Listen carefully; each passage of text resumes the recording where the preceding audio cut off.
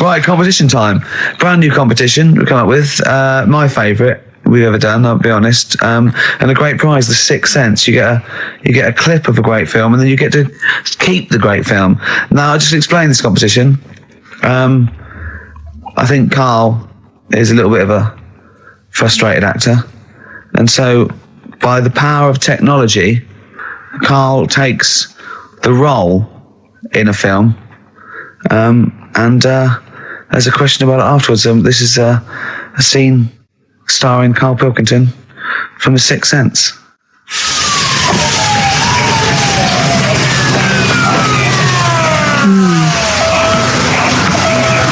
Jeez, I hope nobody got hurt. Be alright? You're very quiet. I'm just thinking about stuff. That's all.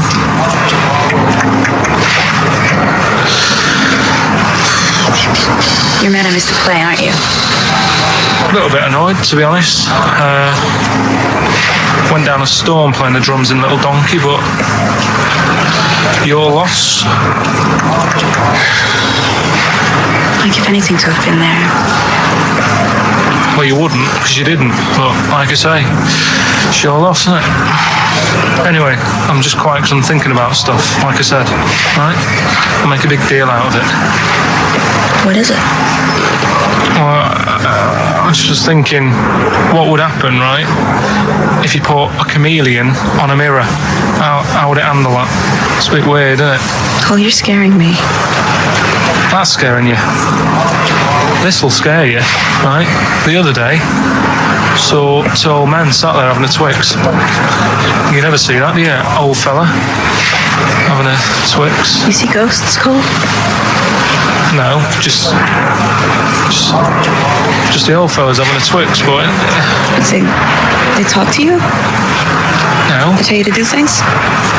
No, because they were too busy eating, but... What's that got to do? What are you looking like that for? Do you think I'm some sort of freak or something? Is that... I would never think that about you. Well... Ever. No. Got it? All right. Well, it's a very chilling scene, that. That is great. Oh, that is fantastic. It's a very spooky scene from the film The Sixth Sense. Rick, I think you've got a question. Well, yeah, I mean, Karl played it wonderfully there, the role of the child that sees weird stuff. But who played the original role? What was the name of the child actor who played the original role? It's email only, ricky.gervais@xfm.co.uk. You can win a copy of The Sixth Sense.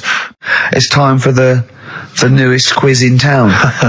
This is where Karl inserts himself into a seminal film. Last week, he was the little kid in Sixth Sense.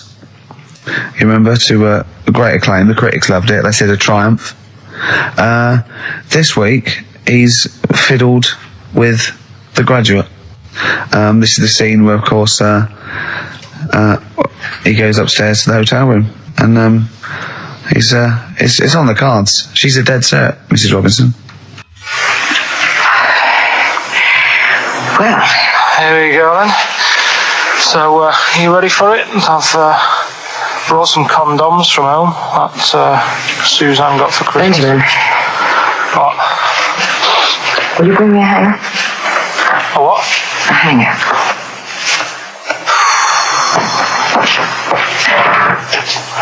Tell you what, I've got wood. What?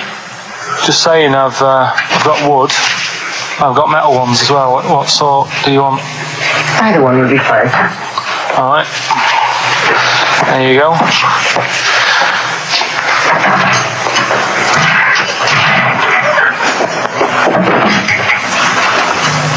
Are you afraid of me? No. No, I've seen weirder things than you. Have I ever told you about the two lads I went to school with who had big heads? Webbed fingers as well. But not related, and weren't mates, but both had the same thing, which is a bit weird. Yeah, I've never found out what was wrong with them. Can I ask you a personal question? as long as it's not about my head being round, because Ricky's always going on about that. He's saying I've got a round head. Well, you can admit that, can't you? No, it's I'd say it's a normal sort of shape. It's just round. It is, isn't it? Yeah, but what do you mean? So is yours. Head should be It's round. nothing to be ashamed of. I'm not ashamed. It's just a normal shape. Mm-hmm. And you can talk. Look at your saggy arse. Anyway, get your knickers off. Hello, darkness, my old friend. Oh, that was a joy. Oh dear. It was an absolute treat. Now, I should say that obviously the prize is a copy of The Graduate. Now, bear in mind that XFM is giving away these prizes. Yeah. Carl is so cheap that he wouldn't even buy it on DVD. He's bought it for $6.99 on VHS. It'll be panned and scanned. It won't be widescreen. There's none of the extra features that you get on the DVD. Oh, look how at cheap- Carl's face. He's gutted. Carl, did you pocket the rest of the cash? No, I have to use my own money to buy these, right? What, you're using your own money to give this stuff away? Yeah. So I had to go and buy that, XFM is so cheap, I understand? know. right? I know. And it's not worth having it on DVD, is it? 'Cause Why not? It's an old film, so. So the quality is like, do you know what I mean? They can't really tidy it up. Of course they can. They do it from a print. They don't do it from the video. They don't get the video and go, let's make it into a DVD. An old Betamax copy that someone had knocking about. Well, anyway, you It's the can. same film, though, isn't it? Fine, okay, well, you're yeah, right. it is Yeah, the same but anyway, film, yeah. you can win $6.99's worth of The Graduate. The question, and it's email only, Steve, it's not Steve, it's ricky.gervais@xfm.co.uk. The question is, name the actor that Carl was taking the place of in the film, and of course the actress that he's performing opposite. ricky.gervais@xfm.co.uk. Lovely. Something else we're giving away. Go on. The Shining. It's just more throwing away, isn't it? Once Is again, it on video? Once again, it's on VHS. Just because you buy it out of your own money, Carl, stop being so mean. And I want to watch it tonight, because it's one of those films that...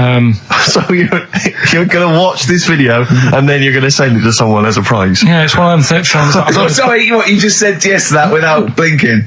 Oh, yeah. You don't think, like, Les Dennis doesn't have a quick go in the car on Family Fortune before he gives it away? It costs Jim Bowen has $5.99. a go at those his and her towel racks. It costs $5.99, Carl. Okay, this is Carl in the classic The Shining. And what's the question? Well, we might ask that afterwards. Okay, then.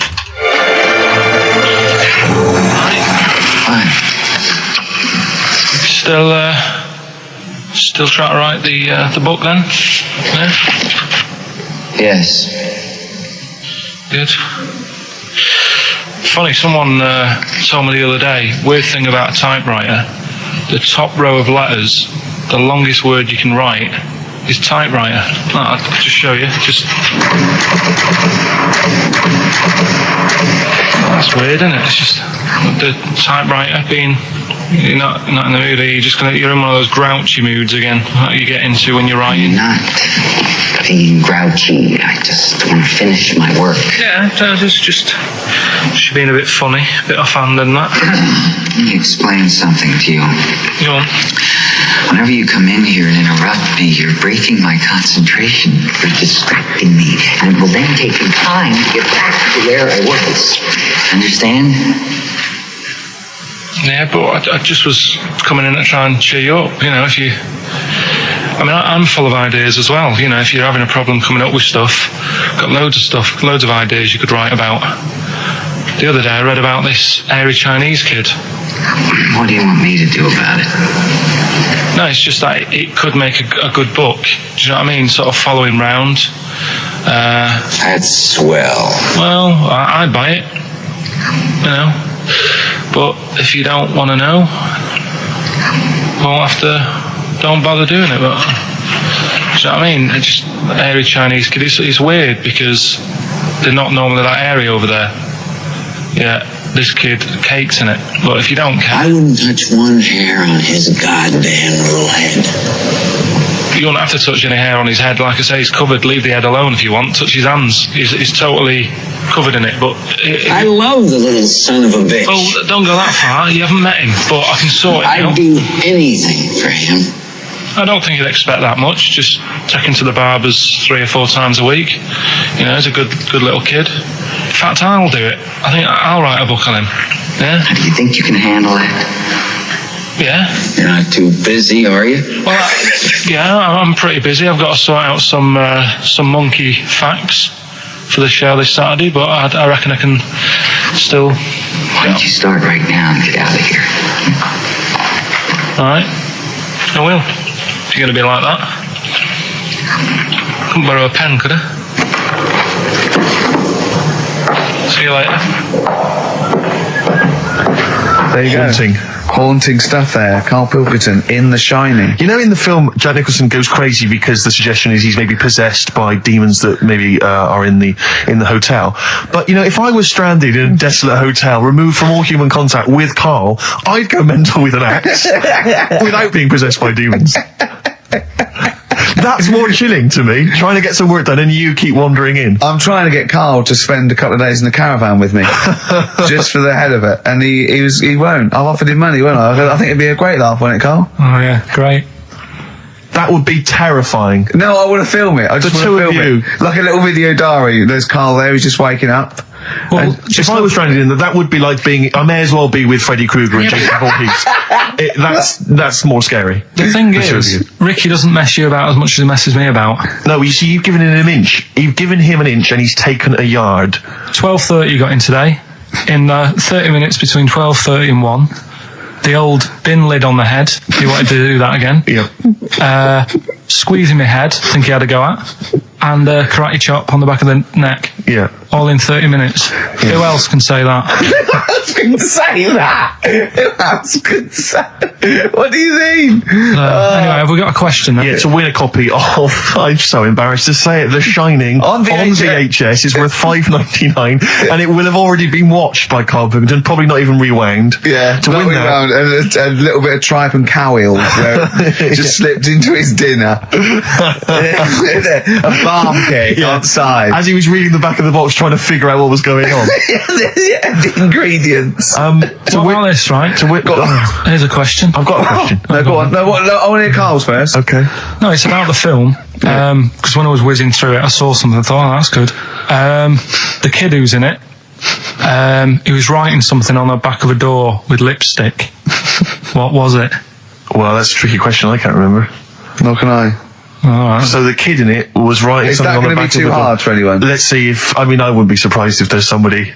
Right, the phones are going, so it might be. Yeah, but this is email, isn't it? All right, Ricky.Gervais at xfm.co.uk. What was being scrawled on the back of the door by the little kid in The Shining? Be honest, if you know that, it means you've probably already got it and you've watched it about 8 times. Yeah. Fair enough, though. All right. Right, we've got to give away another prize. Yes, you lucky people. For those of you that haven't seen it and do not have the requisite £4.99 to buy it yourselves, you can win on VHS cassette, panned and scanned. Billy Elliot, the special edition, includes bonus documentary, The Billy Elliot Boy. Oh, I'd like to see how they really sort of made that film. Exactly. Well, it's the hit film Billy Elliot, and you can win that on VHS. Because Karl, I assume you have included yourself in an excerpt from the movie. Taking a scene from the film. Who do you play, Billy? I'm playing the part of Billy. Brilliant. And we'll have a question at the end of it. Come on. Brilliant. 2, 3 Potable Way and Alright. Just been down the valley. So you don't know where you... What are you looking like that for? What's wrong with Bally? What's wrong with Bally? Yeah, well, what's wrong with it? It keeps you fit and that. What do you think, Auntie Nora? What do you think about me doing Bally? I used to go to Bali. There you go. She used to go to Bally. Used to say I could have been a professional dancer if I'd had the training. Bet you were pretty good, weren't you? Wasn't the time you had wind for 5 minutes, was it? But you well glided across. Will you shut up? What's wrong with Bally, anyway? For girls, not for lads, Billy. Lads do football or Well, I've done that, yeah. boxing or... Did that for a couple of weeks, so... Wrestling? Wrestling? Yeah, wrestling, yeah. Friggin' Bally. Well... Don't worry about it, anyway. Just Is it alright if my mate Wayne stays over tonight? He just wants to sleep over. He's just coming over to... Wayne, sleep? Yeah, he just stays over. I'm not gay or anything, he's just... I don't fancy him, I'm not... Yes, you do. I don't. Yes, you bloody well do. What, just because I want my mate Wayne to sleep over and I've started doing ballet, that turns me into a gay man, does it?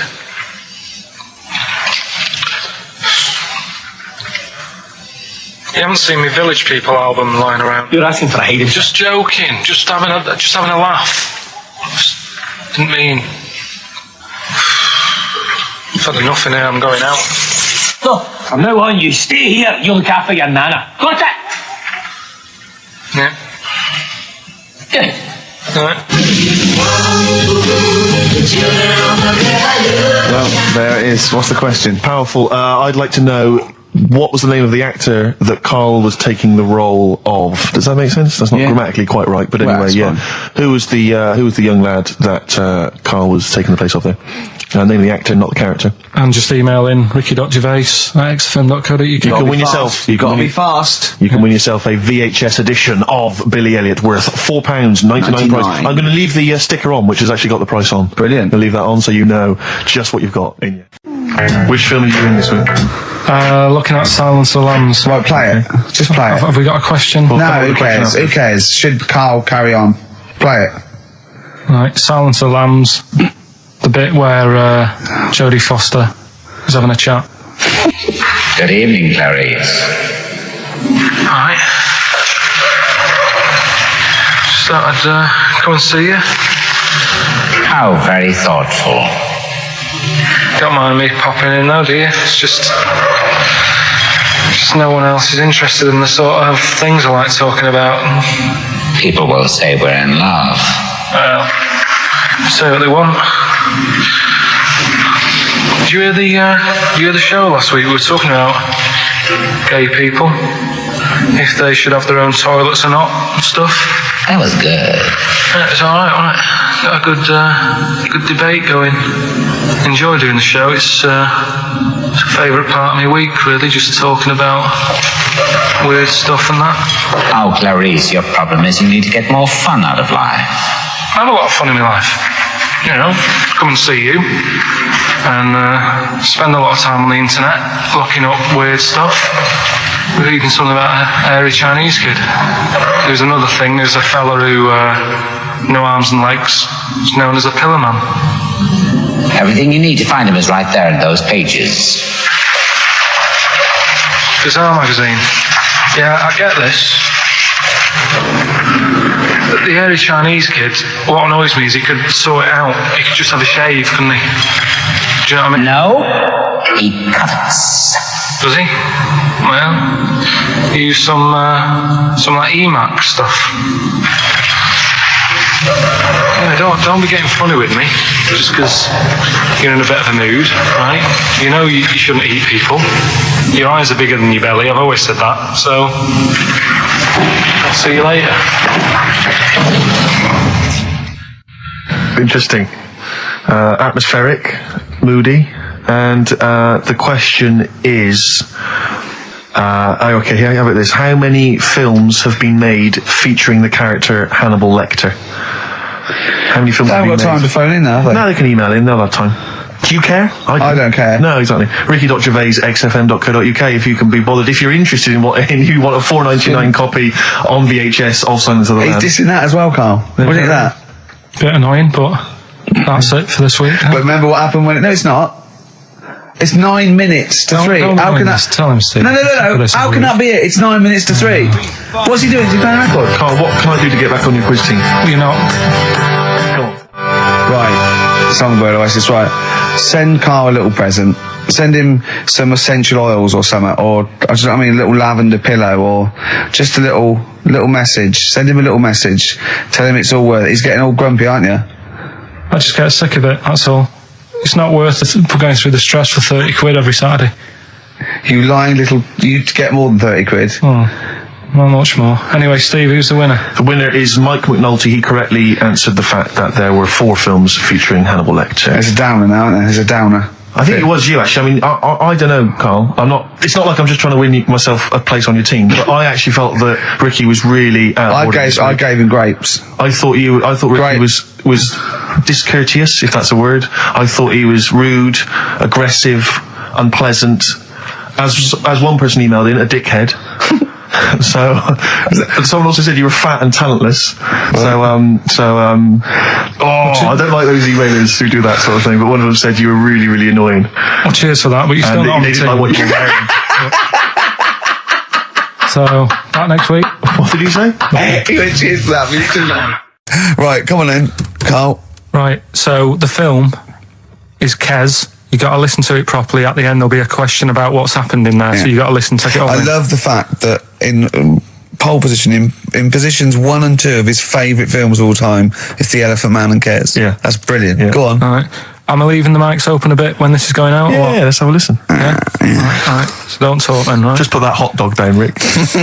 And this is the bit in Kes where it's the teacher and he gets up and he has to Glover. talk. What's his name? Is it Brian Glover? No, it's What's the other teacher. The other one. Anyway. All right, go on. All right, so here we go.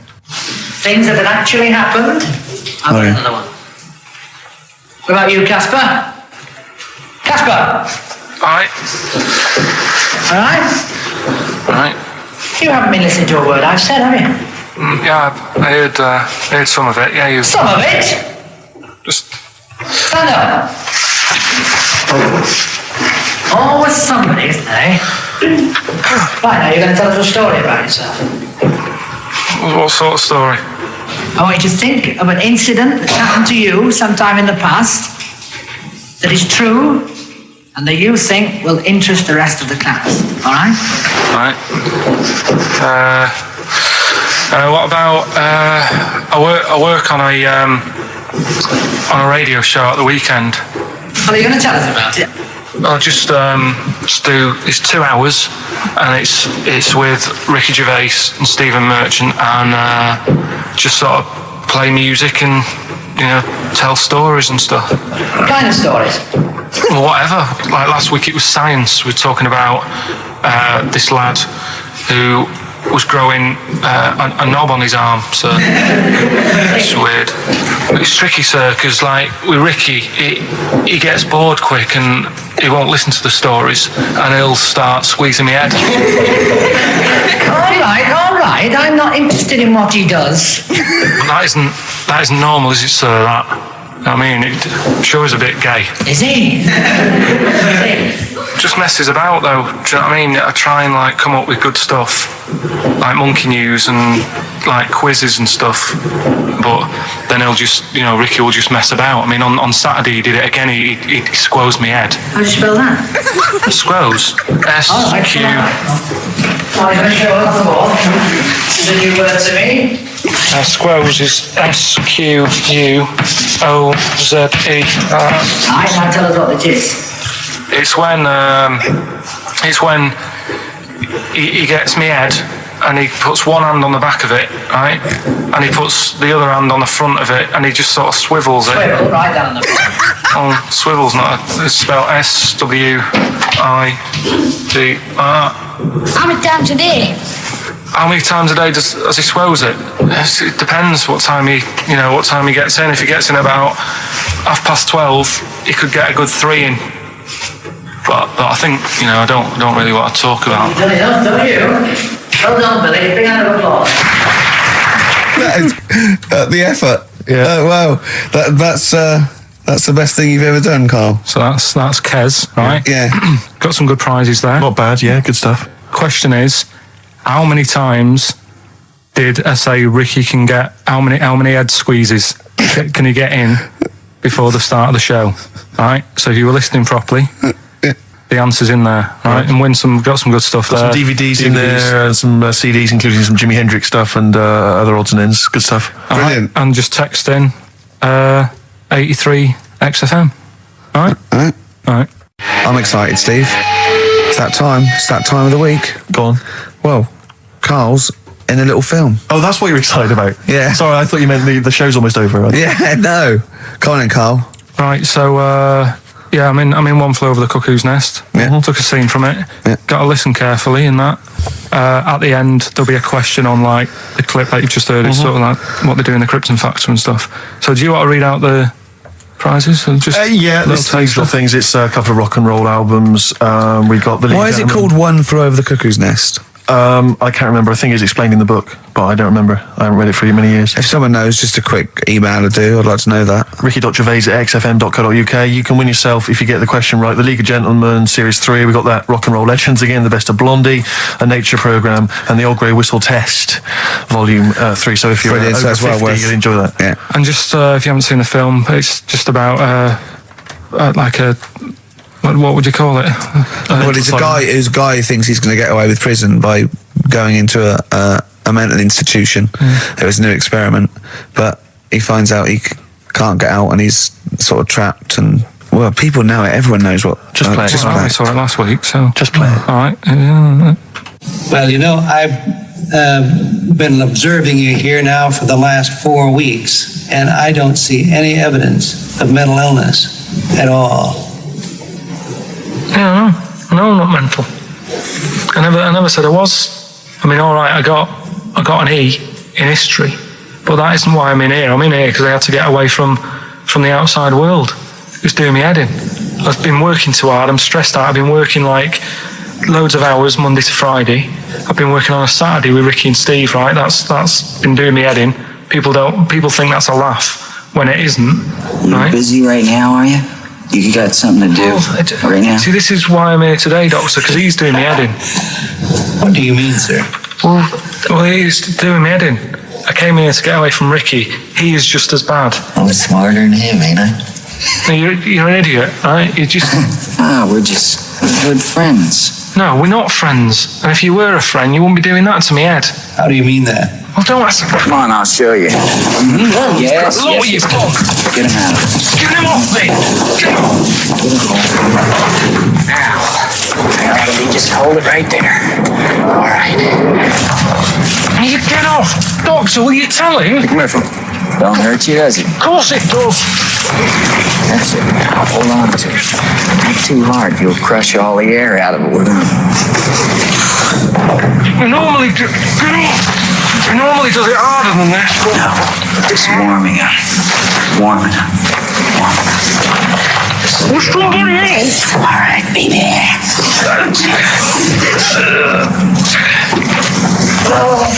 Get off! See what I mean, Doctor? That's what he's doing every day. The state of this. I don't know why you do it, because it's not as if you're going to crack it open. But I tried, didn't I? God damn it.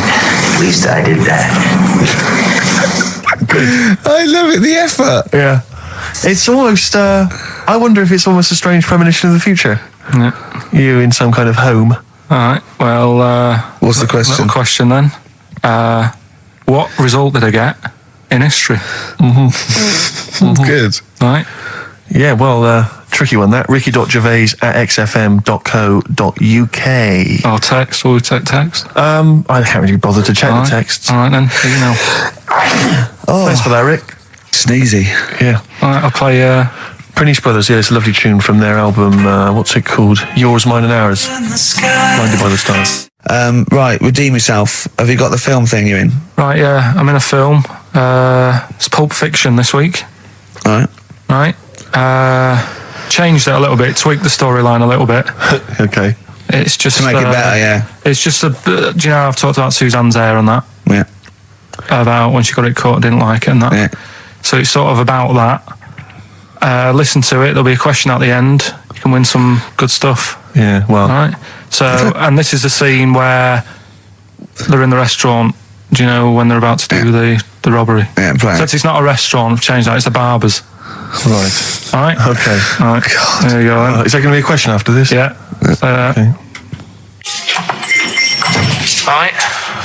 Girlfriend came in here earlier. Had a haircut, I'm not happy with it. Look at the state of that. Well, don't laugh. Yeah? I mean, I don't want to cause any fuss, but just want you to sort it out. Afraid I can't do that. Well, you can do that, because it looks a mess. Look, my friend, this is just where you and I differ. Well, Well, you've got to do something, because look at it. When she came through the front door at home, I thought Dave Hill out Slade had walked in. Funny, I was thinking the same thing. Look, I don't want to cause any problems or anything. She hasn't even seen it properly yet. She sort of had it cut and came straight home and didn't look at it. Suzanne, just look in that mirror. Look what they've done to your head.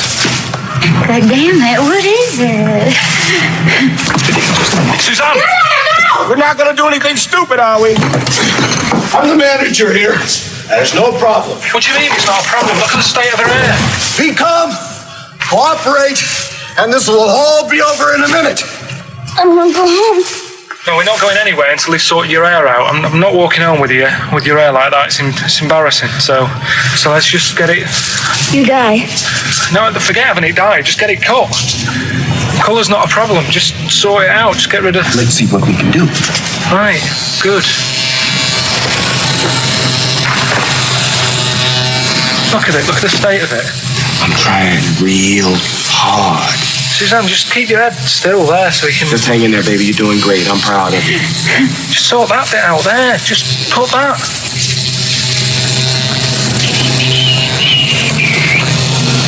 My barber says I've got the hair of a Chinaman. Have you heard that before?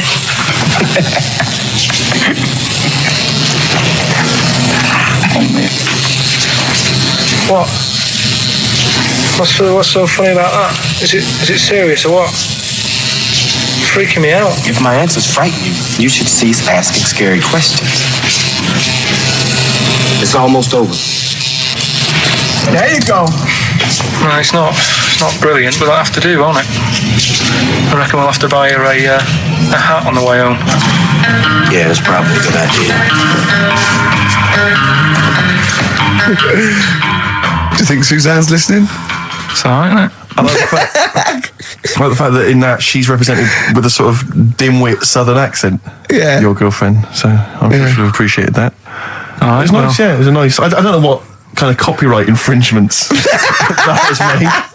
Yeah. Well, Right, well, the question is, what did I say is odd about my hair? odd about your hair? Yeah. Oh, well, Alright. yeah. Fans of the show will know that already, I'm sure. Yeah, so email in, ricky.gervais@xfm.co.uk or, just email, actually. Yeah. Bored? Right? Yeah. You can win some tat. The usual address. That is a beautiful record. Yeah, this is Thunder Road by Bruce Springsteen, as recorded by Badly Drawn Boy. You'll enjoy it. Good job. Right, Carl. This is where he shines. This is where Carl gets. This is what Carl gets Mondays off for. Yeah.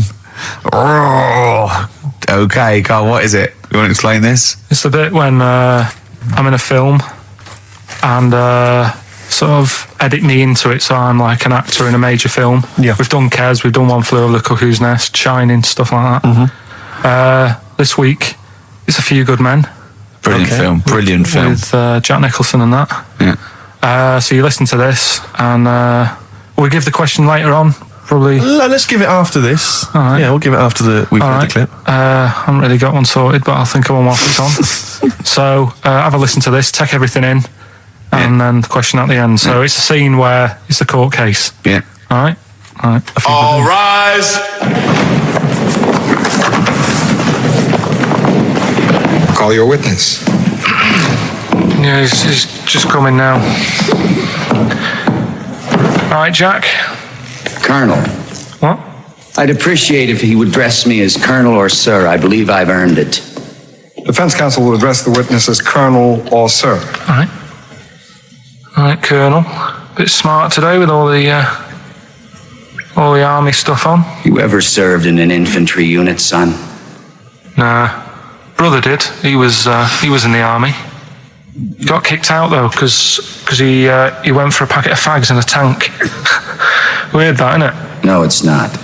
It's tragic. I wouldn't say it's tragic. I'll show you something tragic.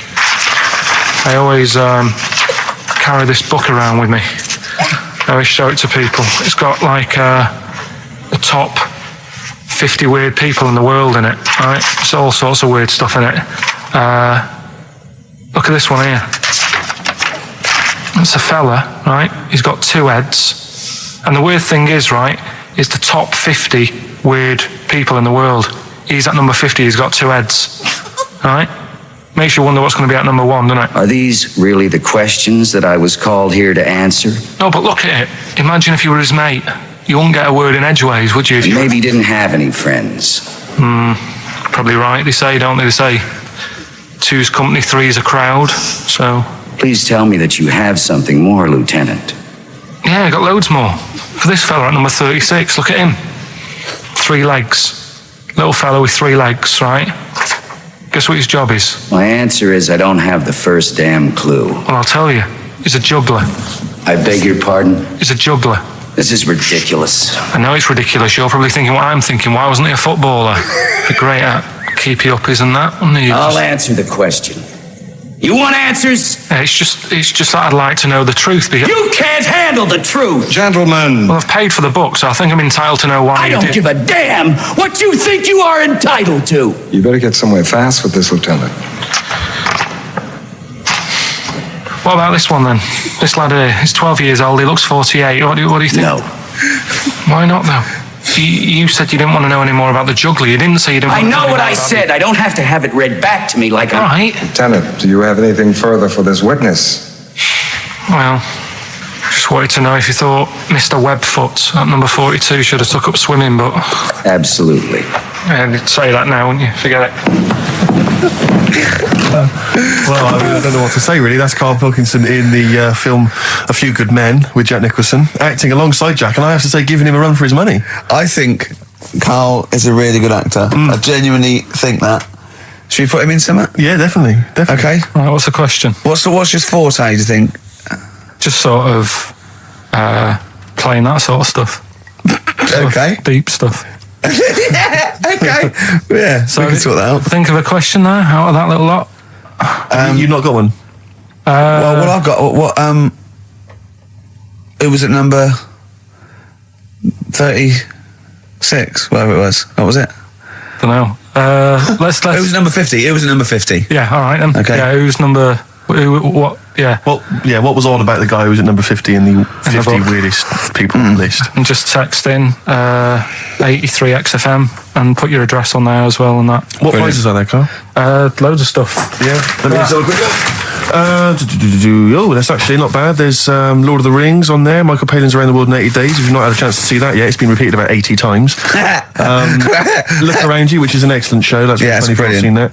There's some other good stuff. It's not too bad. And also the relatively poor stand-up DVD, Ricky Gervais's live animals show, which is mediocre. Can't give him away. Yeah. All right. And you can win all those prizes if you can answer which question again? Who was the fella who was at number 50 in my book? What was up with him? Excellent. Right, so let's got to play Thorns. some Thorns. That's the most beautiful track. I can't get enough of this. You'll love it. You'll love this. Billy Bragg, the Sunday Boy on XFM 104.9. Ricky's laughing because he's just thrown something at Karl. It made him jump. Yeah, that's worked well. Here are the prizes for the film quiz thing, which I think is what it's called. Brilliant. People will be loving this. It's Trance Anthems, Brilliant. 2003. We know we got a lot of trance fans listening. The best air guitar album, obviously. Yeah, of course, yeah. The best club anthems. Yeah. Series 1 of Happiness by Paul Whitehouse. The very best of Father Ted on DVD. We've got Teachers. We've got Knowing Me, Knowing You. Not too bad. Yeah, a few bundles there. Good stuff. Christmas gifts and things like that. So Knowing Me, Knowing You, I've noticed on VHS, which is good. Yeah. That's quite quaint. Excellent. Yeah. Brilliant. All right. Yeah. So explain the conceit of this? It's when we sort of dig out a film that I've been in, and this is. I don't know if I'll tell you what film is because that might be the question. Thinking about it, because there isn't that much going on in the clip. I think we need to know what the film is. Do you? Yeah. All right. It's Rain Man. Okay. Why is he called Rain Man? Is that going to be the question? Yeah, I know the answer, Carl. Don't worry. Don't look at me like that. I do. Oh, well done. Yeah, you watched the film. Yeah, you should. Right, so it's you, Karl, in the film Rain Man. Yeah, it's the bit when Tom Cruise is in the doctors with the ill man. All right. There we go. You ready? Well, I'm not a psychiatrist, but I do know that his brain doesn't work like other people. Wait, I am sat here. Don't go talking about me like I'm some sort of div kid. Got a good brain. Works well. It stores all sorts of information and stuff, doesn't it, Tom? He remembers things, little things sometimes. Well, don't say like that, little things, as if it's stuff that isn't important. Are you good with numbers? The doctor's asking you a question. Yeah, no, I'm just thinking. Good with numbers. It depends. Not that good at maths, but I remember facts that have got numbers in them. Like I know that one person in 2 billion will live to be 116 or over. Right? Weird thing is a lot of them are Chinese, so, you know, sort of makes you wonder if they're lying. I'm afraid I don't understand what you're talking about. What do you mean you don't understand? It's not... Alright, here's an easier one for you then. Goldfish have better memories than people think. He's right. He's right? Yeah. See? There you go. Goldfish related. Oldest goldfish in the world was 41. No. Yeah. Funny thing is there, if it was a goldfish with a dodgy memory, could have been older. Could have been, you know, pushing 45. So. That's amazing. I mean, that is amazing. He should work for NASA or something like that. Well, don't go that far. You know, they're the sort of things that I like reading about. You know, I've got that big book there.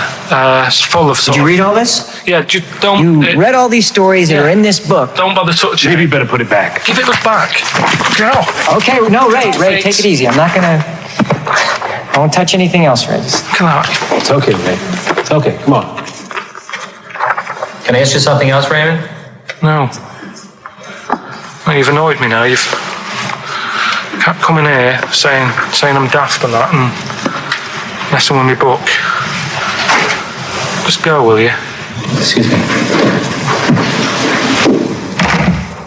Were they messing with your big book of freaky facts? Yeah, that's out of order. Good. Right. So what's the question? Why is he called Rain Man? Yeah? Yeah? Everyone happy with that question? Yeah? Yeah. Okay, Ricky.Gervais at xfm.co.uk. Why is he called Rain Man? Right. Yep. XFM. Right, okay. Are you in a film this week, Carl? We're doing that now. Yeah, go on. Get it over with. Hang on a minute then. Get it over with. Let's get this show over with. We can go home. You can go off to Lanzarote and sit on some ash. Some charcoal. He's not happy about that. That's annoyed him. The listeners have all ganged up on him. Yeah. XFM giving him 2 CDs. We've had more calls for his resignation this week than ever before. What do you think of that, Carl? What do you mean? There's another reason. Do you know what I mean, though? Because he's grumpy, he's not just giving it, he goes, well, I can't help it, can I? I don't want it. You're being paid well to do a job. People have tuned in to be entertained, to have good songs. Me and Steve are working I'm pressing here. the buttons. I'm paid to press the buttons. That's what I'm doing. Has every CD started on time? Then why would they give you Monday off if you just paid to press the buttons? Don't get every other Monday off, do I? So have you stopped doing that now, have you? Well, yeah. Why? Because there's work to do in that. I'm not moaning about it. Let's get on with it. Right, Scrooge, right, is the film that I'm in. Thought I'd do a Christmassy one. Okay. Right? Yeah. So get people in the Christmas mood and that. Yeah, you have got people in the Christmas mood. You're like Santa visiting them. So it's you in the film Scrooge. Yeah. Which version of Scrooge? The old one. Is it if it's just you moaning with bells, I'll be annoyed. Right, that is essentially Scrooge. yeah. Right, Scrooge, listen to this, and then there's some question at the end, right. and you can win some stuff and that. Yeah. All right. Yeah.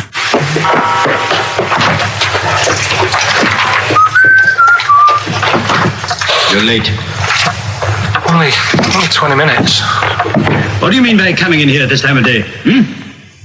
I've just been doing some Christmas shopping, haven't I? Probably do some more shopping on Monday because it's my day off, isn't it? Yes, I know it is. You don't have to tell me. Do you want to see what I've bought, Suzanne? No, thank you. I don't mind showing you. It's only a Christmas present, isn't it? Just bought some more condoms. Why? Well, I bought some last year. Got 2 boxes. They all got used, so... I'm very glad to hear it. How much do I pay you? Why are you asking? The presents I buy has got nothing to do with what I earn. Like I say, if I won the lottery, I wouldn't go mental on her. Do you know what I mean? I probably wouldn't even tell her because I think she'd want to travel around the world and all that, and I'm not into that, to be honest, so I'll probably keep it quiet. Why? Well, once you've been around the world, where do you go next year? Each to their own, though, innit? You know what I mean? Well, what do you want? What for Christmas? Not that fussed, really. And you, it's just as well I'm not that fussed, because do you know I do some work at XFM? Do you know what they're giving me for Christmas present? Nothing. No, might as well have been nothing. 2 CDs. That's it. I was well fed up. I'm sure you will. They give you a list of about 30 albums and you get to pick 2 off the list. So I've gone through Kings of Leon album and the best of Bob Marley. Mr. Marley has been dead these 7 years. In fact, he died 7 years ago this very day. Did he? Do you know what sort of donuts Bob Marley likes? It's not my business. It's not a proper question, it's an old Peter Kay joke. He likes the ones with jam in. Do you get it? Garlic bread. It's good, isn't it? Excellent. Oh, Carl, well done. Carl in Scrooge there. The only man more mean and depressed generally than Ebenezer Scrooge. Oh, dear. Oh. What's the question, Carl? Well, if people have been listening from the start, right, what albums am I getting? Yeah. Is that good? Mm-hmm. Good, yeah. What albums am I getting from for working for this place for 6 years? All right. Ricky.Gervais at XFM.co.uk. Another big moment here. We've had Rockbusters. Now we're going to have Carl's film quiz thing, isn't it? Yeah, it's a film quiz thing.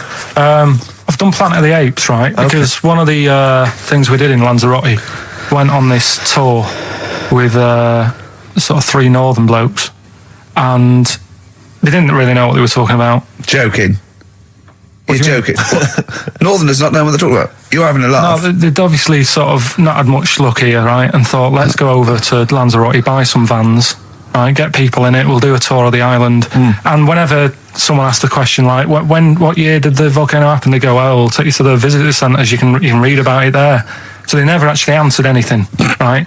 So they were useless. But one of the things that they told us was that Planet of the Apes was filmed in Lanzarote. Right. Okay. Right. That makes sense. A bit of it. Well, does it? Does it make sense? Well, what do you mean? Well, maybe it was, maybe it wasn't. Okay, anyway. No. I mean, if they wanted to show sort of an barren, sort of post-apocalyptic sort of subject, choose where you went on holiday. Yeah. Obviously. Yeah, but when we were there, he took us to this sort of beach, and I said, "Is this where they did it?" And he was like, "Yeah." I said, "What? Right there, yeah." And I watched it, and I couldn't see where I was. Yeah, you know that if you watch a film from 1968 and you've been to the same place, you're not going to feature. You're not going to see you in the back walking along the beach. It's a new one, new Planet of the Apes. That was a recent Planet of the Apes. Yeah, that's what they said. Yeah. Right. So I thought I'd sort of. Now that sounds a little bit more far-fetched. I'd have thought that was probably a lot in Hollywood. Yeah. Well, anyway, is this the current Planet of the Apes or the old one you've done? Current Planet of the Apes. This is the recent one. All right, there'll be a question at the end of it, so listen on that. Is this entertaining to anyone, this? I mean, just take the last 4 minutes of conversation. But seriously, Rick, who cares? I don't. Do you? No. I don't. DVD's selling well. Exactly, what do I care? All right, go on then. All right, so Planet of the Apes, question at the end of it, listen and win some stuff, all right? Hey, where am I?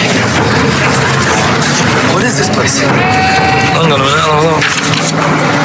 According to the Lanzarote guide, we've been dropped off at the volcano bit. Apparently there's 36 volcanoes here to be seen. I hope you don't mind my saying, but this is a waste of time. I know what you mean. Don't know why they need 36 volcanoes. Just keep one. Fill the rest in. Like a car park or something. Excuse me, guide.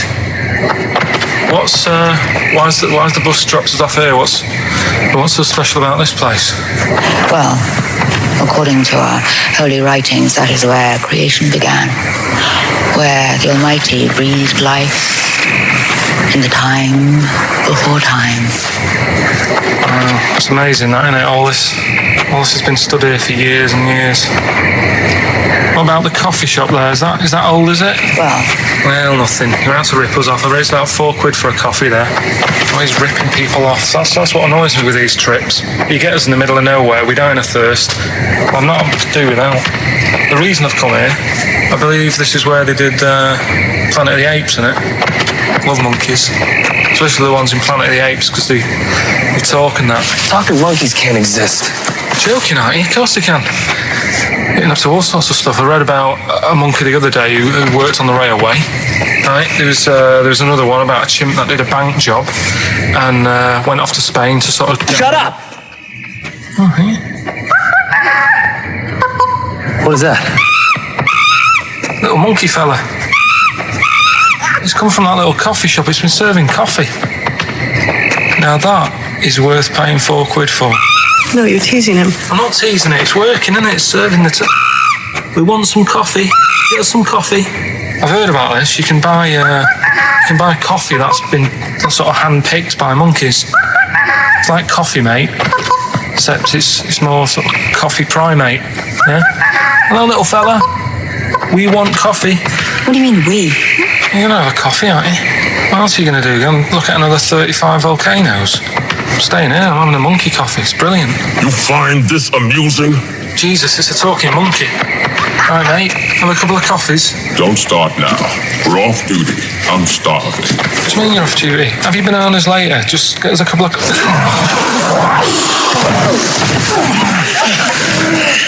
Right. I understand that you're tired and you've probably been on your hands all day. Just forget the coffee. You go and get some lunch. After you've got some coach, you lazy ass. You damn human!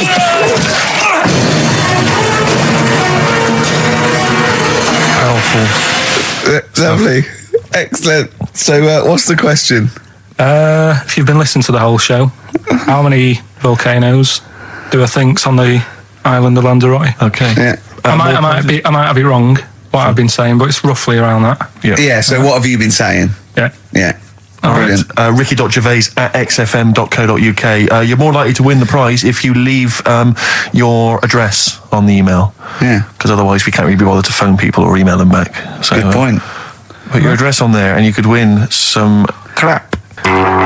In a jiffy bag. And it's Ricky Gervais, Steve Merchant, Karl Pilkington hosting the final show. Exciting. Which means the last film quiz. Karl puts himself in a film. Claire's on next week, by the way, and then Adam and Joe. Yeah. Adam and Joe, brilliant. Adam and Joe coming back. So Excellent. They're excellent. Right. Matt Lucas said he'd do a show. Give him a call, and maybe him and Dave Williams. Yeah, might big do things that. of the Might do that. Yeah, very good, wasn't it? Yeah, it'd be all right. Yeah. Right, the film thing. This is when we get like a film, and I'm in it, right? So I'm doing. We talked, a bit about gay fellas and that today. Yeah. So we're doing When Harry Met Barry. Okay. All right. Yeah. And listen to this, and then there'll be a question at the end, and you can win some more stuff. We've got DVDs. Some more shite. Some more good CDs and DVDs and that. All right, let's hear it. So When Harry Met Barry. All right. We've got 18 hours to kill before we hit New York. Oh yeah. Brought a few books just to kill a bit of time on the journey. When I buy a new book, I always read the last page first. That way, in case I die before I finish, I know how it ends. I read a book like that once. Not on purpose though, it's just that all the chapters have been put in the wrong order, so it's a bit annoying. Got to chapter 1 before I realised. Are you finished now? Yeah, I bought another copy of it and read it in Lanzarote. It was alright. Good read. Listen, we're only staying in New York for a couple of days, aren't we? Because the place does me head in a bit. Oh, really? Yeah, it stinks, doesn't it? It's a really dirty city. It's noisy. It's funny, the people who live there call it the city that never sleeps. I'm not surprised with all the noise. I couldn't agree more. Listen, I know you're gay in that, right? What is the attraction? with New York for you lot? What? Because it is like the gay capital, isn't it? They all love it. Even that Rod Stewart song, you know, that Killing of Georgie, that was set in New York, wasn't it? Yes, it was. Yeah, well, that song was about a gay fellow, wasn't it, who moved to New York and ended up getting beaten up. Not a great advert for the place. You keep going there. Weird. Actually, I know why you like it. It's because it's a city that never sleeps, isn't it? You lot like going out late. You sort of run your life at a different timetable to everyone else. Are you finished now? No, I'm not being funny. I'm just saying. Just don't think you should live your life like that. Why not? Don't start getting angry. I think I'm entitled to throw a little anger your way, especially when I'm being told how to live my life. Yeah, you're right. It is your life, and that's what I'm saying. Don't be dragging me into it. What? Well, you know I'm not gay, so why did you buy me a butt plug for my birthday? I'm not going to use it. What do you want me to do about it? I take it back, okay? I take it back. Right. Want to spend the night in a motel? No. Why not? Because you're gay and I'm straight, that's why. Why aren't you seeing anyone? Well, I'm seeing Suzanne again. We only split up for a few weeks when she had that funny haircut that made her look like David out of Slade. It's grown again now. She looked weird, didn't she? Well, but forget that. Anyway, don't want to share a bed with you again, not after last time. Oh, geez, what are we supposed to do? Well, this isn't normal, mate. Pull over, forget it. All right. Don't you... I don't want to talk about it. How is that Pull over. Just pull over here. Fine, but let's That's nothing, eh? Get a B&B. And by that, I mean bed and breakfast. Not bull and bollocks, as you call it. Get right? one thing straight. Not interested. See ya. Oh dear. Excellent. Oh, little Karl Pilkington. When Harry Met Barry, it's a classic film. What's the What song was I talking about? That, you know. Yeah, we know. What song? Yeah, what song? Yeah, okay. Artist will do, or the song title, whatever. Yeah, okay. Email only ricky.gervais@xfm.co.uk. We can squeeze in a tune, and then I hope Monkey News. Oh, what tune have we got? How long is it? 3 minutes. It's a nice one, though. Brilliant. Bit of Amy Man. Fantastic. XFM 104.9. Yeah, with Steve Merchant. What I was saying was, yes, we could have a little trivia quiz, right? This is how it works. Their phone in, yeah, right, and they'll pitch a question to us two, right? We won't know it. They'll tell Karl, and Karl write down the answer, yeah, or on his email, right? And then it might be something like, who was the first woman MP? And write down the answer, and they go, okay, Steve Ricky was the first MP. We'll write it down. You know, and you'll write down something like the Queen, yeah, and I'll write down Britney Spears, yeah. And they go, well, Ricky says Britney Spears, and the answer is, did you see? Yes. And then whoever's... So they phone in, or can they email as well? They can email as well, Steve. Right. Okay, so let me just try and clarify this, because I didn't really follow that, and I know what the competition is. Right. People listening, phone in or email in with a question, a trivia question. It can be about anything. I don't do game shows. But one which we may be able to get, right? They phone in with that, or they email it in. But only Karl knows the answer. He asks us here in the studio the question. Ricky and I write it down independently. We hand it to Karl. We see who's got the right answer. It's like 15-1, but 2-1. And the great thing is that the best question that we'll vote on at the very end of the show can win these 3 CDs. We've got Feeder, Echo Park, The Essential Bob Dylan. That's a 2 CD set, Rick. Maybe keep the questions highbrow to show our intellect, not things like pop and trivia. And good idea. And we've also got this big compilation, Reloaded 3. That's also a 2 CD compilation. We'll start phoning and emailing now. Emailing go with berserk. your trivia Absolutely questions go berserk. For Gervais. I'm best at science. Well, don't start doing say things. that. That's not fair, because I'll say I'm best at films if they want me to. Yeah, but win. I've already said don't do trivia and entertainment and that. Well, they should do. They should do trivia and entertainment. Music and films is what they should do. No, they shouldn't. Or That's old stupid. TV. That's the cliche of XFM listeners, and I know they're more intelligent than that. They're not, Rick. They're stupid people. They're stupid people, and they only know about a few things. Garbage, Cherry Lips on XFM 104.9. Well, either they really want those CDs, or they want to embarrass us. Because the phone lines are going mad. And they are going mad. We didn't even give out the phone number or the email, Rick. Shall I just give it out now? Well, obviously don't need to. Well, I ought to anyway, for those that didn't hear it but didn't know it already. Of it. 08700 800 1234. Sorry, that's not 08700 08700, because I started again because I sort of fluffed slightly. Yeah, go on. 08700 800 1234. And when he says he fluffed slightly, that's not how he got into television. Exactly. Ricky.gervais@xfm.co.uk if you want to email the question, and only Karl can see the screen, so there's no cheating. Probably people don't know what fluffing is, do they? No, I don't think so, Rick. Karl, have you had a question? What, already? Are we doing it now? Should we do it now? I think we should just drip them in throughout the course of the show. Yeah, you could one dripping them in. Go on. Ask us a question. I thought this was a good one. It's from Clive. Go on in. Clive, we got a listener called Clive. Wow. That's all right. Who was the first James Bond? Oh, it's this film one. I know. No, but wait a minute. I know this ambiguity because we've talked about it. We've talked about this ambiguity before. You see, he might be deliberately embarrassing us because the old myth is that someone played it on radio. Yeah, that we all know and love. Yeah. Now, he should have specified, did he mean the film James Bond, the first film James Bond?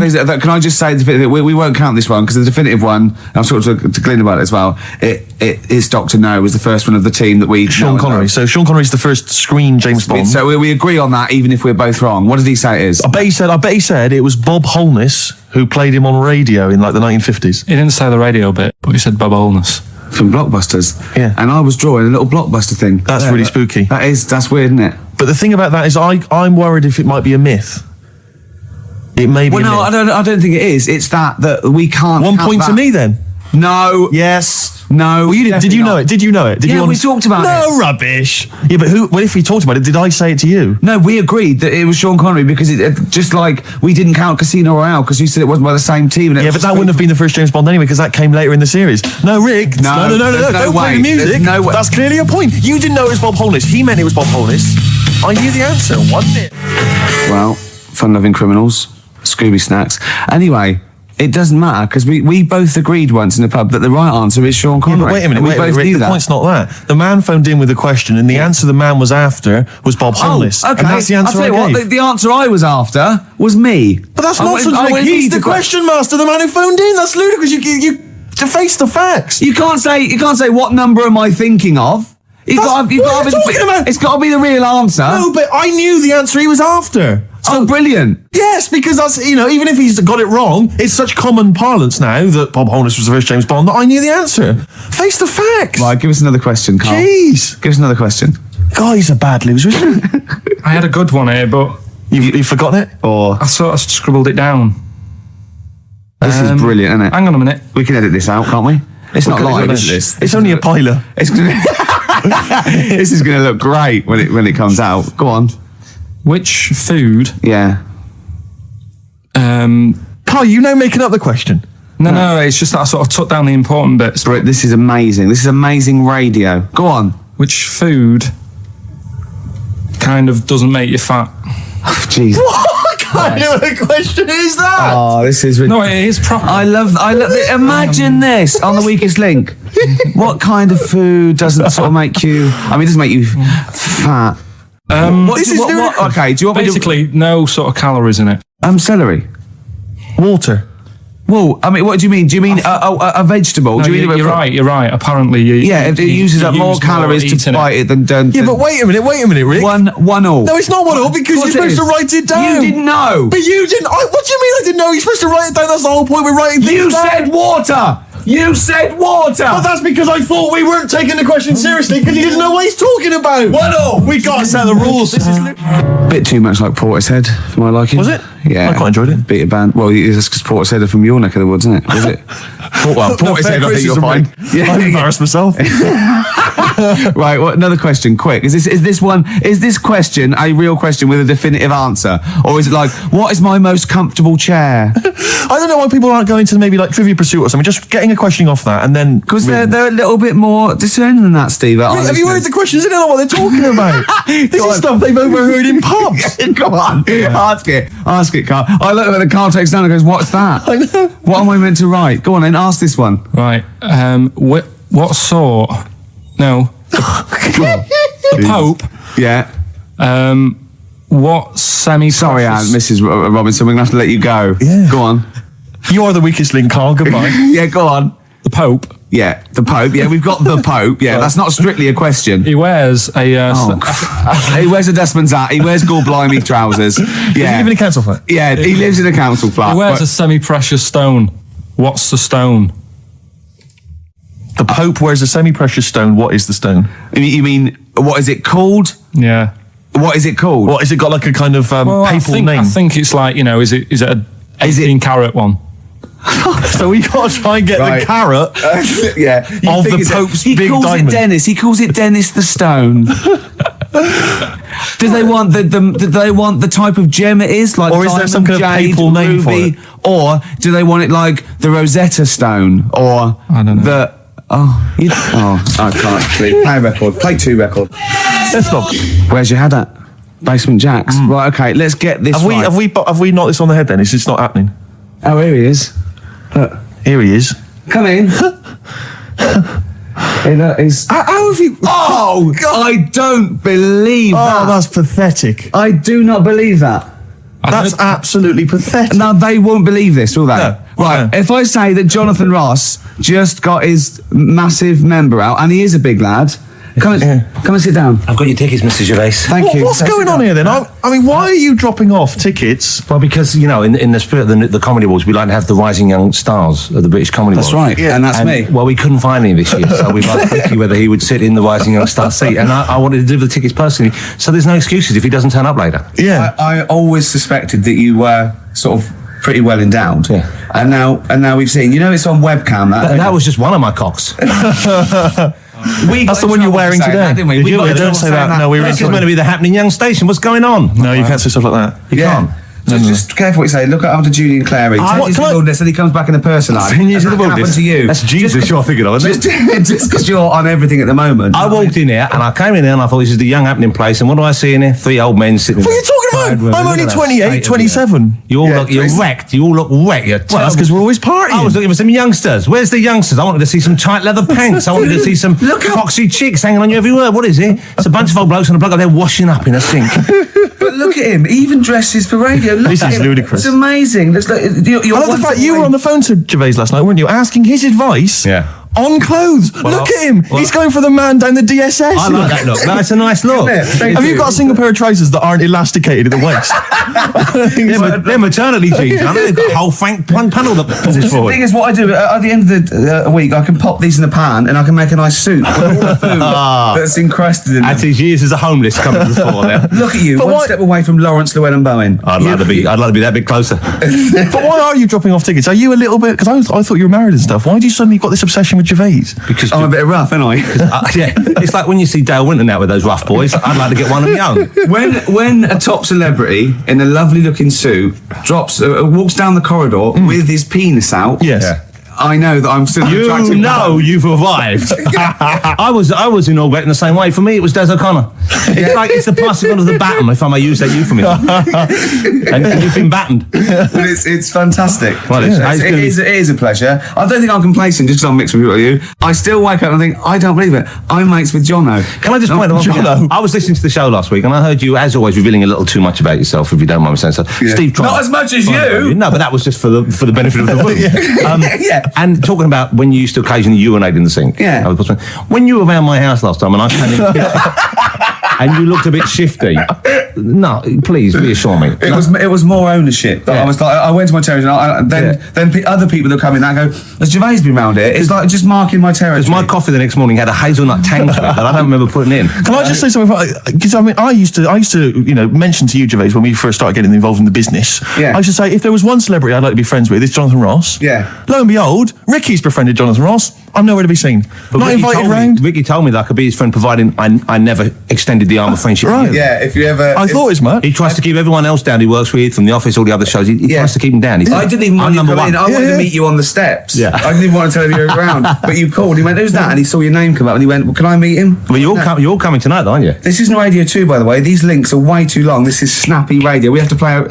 You might The be kids have lost lost, interest. But the kids want to hear Coldplay, Catatonia, You know what I like? Faithless. How about some more of that instantly forgettable hip-hop you play each week? One of those obscure hip-hop hooray. That's the worst feature on British radio. You should be ashamed of yourself. Wait a minute, I heard your quiz on Radio 2. I said the hip-hop that is that. Put it away. Put it away. I'm Carl. Carl, how you doing? I'm all right. Got a question for you. Right, man. Got a question. Yeah. The Pope. Yeah. What semi-precious stone does the Pope wear? It's easy. Go on. Topaz. Is that the right answer? I don't know, I might have wrote it down.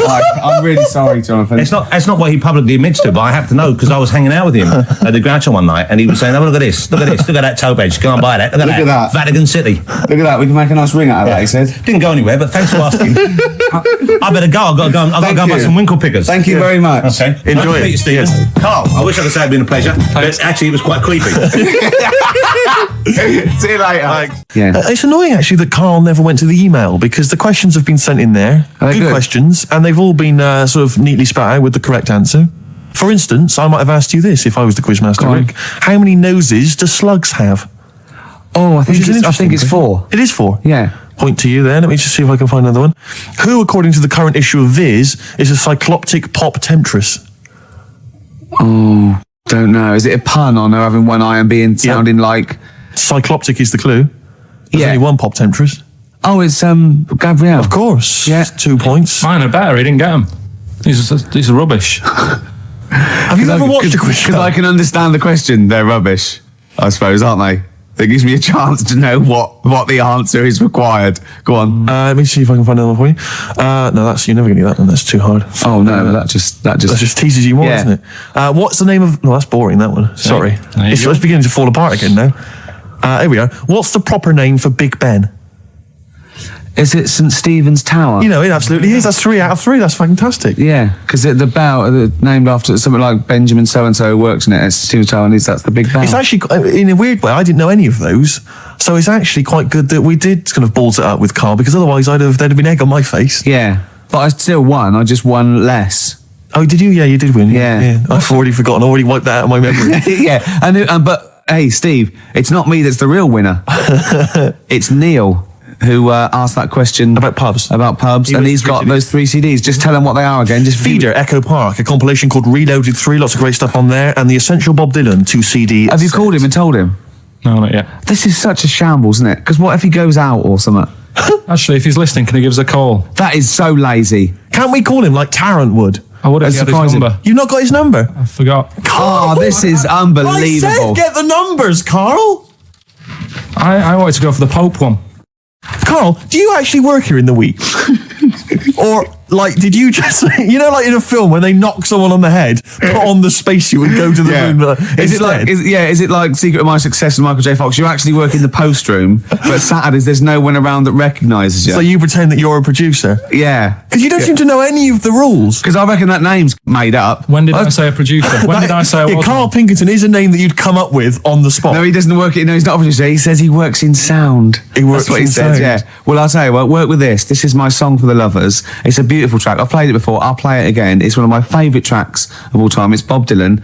If You See Her, Say Hello. Here's a little bit of trivia for her. This is the last song I ever played on the old XFM before they came in and said, "Okay, you can go now." That's incredible. Isn't it? Bringing tears to my eyes. Lovely. Well, the greatest singer-songwriter of all time. Beautiful. With one of his best songs there. Absolutely. Bob Dylan, If You See Her, Say Hello. She might be in Tangiers. I mean, he's having a go. If you're going to go to Tangiers on the off chance to try and find her, I wouldn't bother. Yeah. You know? But I mean, you know, he's certainly if you're going to be there, then he's have a look desperate. for it. He's desperate. He's going, well, she might be in Tangiers. Have you checked upstairs? She's definitely not upstairs. Just have a look. Well, anyway, that was Song for the Lovers. But because I'm so excited about having such great prizes to give away for the first time, some albums that Carl found, we've got the lucky winner on the line. Hi, Neil, are you there? Yeah, I'm here, Ricky. Hi, you're a winner with XFM. Fantastic. Yeah. Do you like Feeder? They're a good group, aren't they? Feeder, well, yeah, the kids seem to like him. They do. The kids like them. And then Bob Dylan, he's a great, lovely bloke with a guitar, isn't he? You're working hard, aren't you? I'm fed up with this, mate. Really. Honestly, I just don't know what else to do. I come in every week. I try and do. Yeah. You have to write a new series of The Office. That's what you have to do. I'm trying, but I've got voiceover work now, so there's more money in that. You know. You're everywhere. Yeah. Willie's adverts. Yeah. Oh, sorry, I shouldn't mention that shit on the radio. No, it's all right. So, Neil, Steve Merchant here. Will you be looking forward to receiving these albums? You've got Feeder, Echo Park, Bob Dylan album, the best of, and a compilation. You looking forward to them? Oh, absolutely. You know, I mean, it's going to really lift my Christmas. I'm not going to get to go home this year, so that's going to make up for it, I'm sure. Neil, what are those 3? Which one will you be putting on first? I think Feeder, Echo Park, because the kids seem to like it. Okay. Excellent. Thanks very much. What are you be doing for the rest of the weekend? Are you going to be chilling out? I'm chilling, man. I'm freezing. I'm playing golf right now. That's madness. It's very cold out here. What's your handicap? What's my handicap? My short game's terrible. But Right, yeah. You're going to be watching the National Comedy Awards this evening. I hear that The Office is nominated. you guys are the shoe-in. Sorry? You're a shoe-in. It's yours. Thank you. I don't know what a shoe-in is, but I'd like to go to one. I think it means like foot in the door. Lovely. Yeah, not foot in the door. It's like it's yours. Your name's already on it. Oh, really? I Wow. would think so, yeah. Well, why would Ross stop around? I don't think he makes the decisions. Neil, thanks very much for calling. Those prizes are going to be winging their way to you. We're just like real DJs, aren't we, Neil? Just say we're just like real DJs and we'll leave you alone. You guys are just like real DJs. Enjoy your game. Cheers, bye. The reason you became king of the universe, of course, is because of your fascinating French bread anecdote. Oh yeah, come on then. How did baguettes come about? If this is going to be someone cooked a loaf a bit wrong and said I can still make a sandwich out of it, I'm going to hit you. No. Go on then. Right, Napoleon, when he was at war and that with Russia. 1812, yeah. Yeah, all his soldiers were like, not used to the cold weather and that. So they said, take some clothes in your bag with you because it's going to be nippy out there. So they put all the clothes in the bag. Sure. They were told it's Napoleon, for Christ's sake. No room for any food. You're joking. So could they make some sort of like sandwich? No, it wouldn't fit because of all the clothes. You had to take extra gear. Sure. So anyway, I can see where this is going. I'll be honest. Is there a baguette-shaped gap left in their holdall? They thought, let's make some bread that you can fit down your trouser leg. What? That's not true! No, it's not! I read it in Euston train station. I was waiting to go back to Manchester. Where did you read these? Scrawled on the wall in graffiti? Yeah. Do you know was it also meet me here for cock fun at 12 o'clock? The Upper Cross Sandwich Shop, Euston Station. It's on the wall. What do you mean it's on the wall? Do you know it says like sail on at Dixon's, whatever? Yeah. Next to that, there was like a bit of information. Once you've read the stuff on Dixon's, Baguette information. There was a big thing about the history of the baguette. I read it and I thought, we got to make a sandwich we can split down our trouser leg. But how can you march and fight with a huge piece of bread down your train? Although it would be intimidating. You see them coming, you go, sacre bleu, look at the size of them. They're big fellas. Well, blimey. I can't help but feel that could be a practical joke at your expense. Yeah. Do that. Well, the Earl of Do you Sandwich... ever question anything you read? If it's printed up, is that, like, fact for you then? Well, it's not funny. I mean, if they were trying to be funny, it's like, it's not, is it? So it's information. Have you heard us? Things sometimes want to be funny when they're not. That's exactly what happened with the sandwich. The Earl of Sandwich wanted something he could fit down his pants. And it was those triangle cut sandwiches wrapped in cling film were perfect. You might be right. You might be right. I am. Because the Cornish pasty is so they could drop it down the mines, isn't it? Is it? They wrapped it up they wrapped up like meat and vegetables in pastry, and they sort of crimped it, and it was like and they dropped it down the mine, so, yeah, that's how that came about. And bagels were originally made so that people could play hoopla, but then eat afterwards. I don't know if you're aware of that. That is true, Carl. Well, anyway. Call my bluff. It's true. Yeah. They're all true. They're all true. Yeah. Tell your kids that when you have them. Yeah. If they're still alive in a million years. Well, it might be true. Can someone confirm that baguette fact that it was so Napoleon could stick it down his trousers? Not him, his soldiers. His men. Yeah. Fascinating information. Fascinating bread information, Carl. Radiohead. Yeah, now this is my song for the lovers. It's a beautiful track. It's Let Down off OK Computer. It's one of my favourite Radiohead tracks. It's lovely. Right, set the tape going now if you want to tape these songs. Avalanches, Frontier, Psychiatrist. Absolutely. Well, we've had lots of emails. People, obviously, we inflamed and provoked about the Cornish pasty. I've got a couple of amendments to that. The crusty bit, is actually as a handle, because obviously the miners had dirty hands, and they'd eat all the stuff in the pasty, and they'd be left with this sort of crust, and they could throw that away. Also, someone told us that at one end was an apple. So you have a little sweet as well. Little dessert. So, there you go. You noticed how, over the years we've been doing this, way back when we started XFM, no one ever contributes when we ask about the music, when we ask about hip-hop, or their, opinions on that, anything important. But start talking about pasties, we've had about 5 phone calls. Yeah. And someone phoned up to confirm. They used to work for Upper Crust, and basically Carl got all excited. So it is true. Well, I don't know if it's true. I've read the same sign you did, Carl. Interestingly, there's an email here that says, which basically offers a history of the baguette, and talks about after the revolution, the government decreed that all of France must eat the same bread. And it was up to the bakers to bake this bread of equality. And then Napoleon kind of made sure it was a particular, he kind of set in.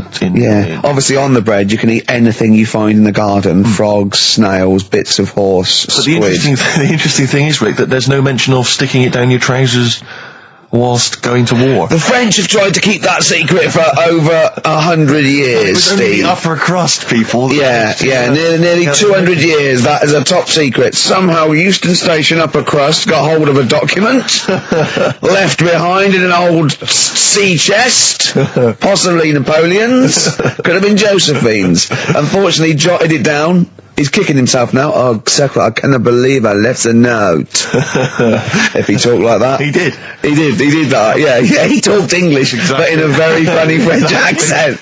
We never got the, we should go in a competition who's the tastiest cartoon ever. Well, actually, I threw up Cheetara, I threw up, Jessica Rabbit. I've had some people contribute here on the email. We've got someone here, Dom, has emailed us. He's told us that, for him, Daphne from Scooby-Doo.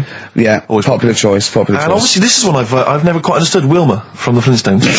I've actually always felt that Wilma, I don't know, I just thought she was a bit... No, not Wilma, Betty, surely. Yeah, Betty. Well, this is what I'm hearing, Wilma, I mean, yeah, Betty, surely, but Wilma? No, I mean, she's quite homely. Betty, come on, Steve, you wouldn't say no to Wilma. No, I suppose not.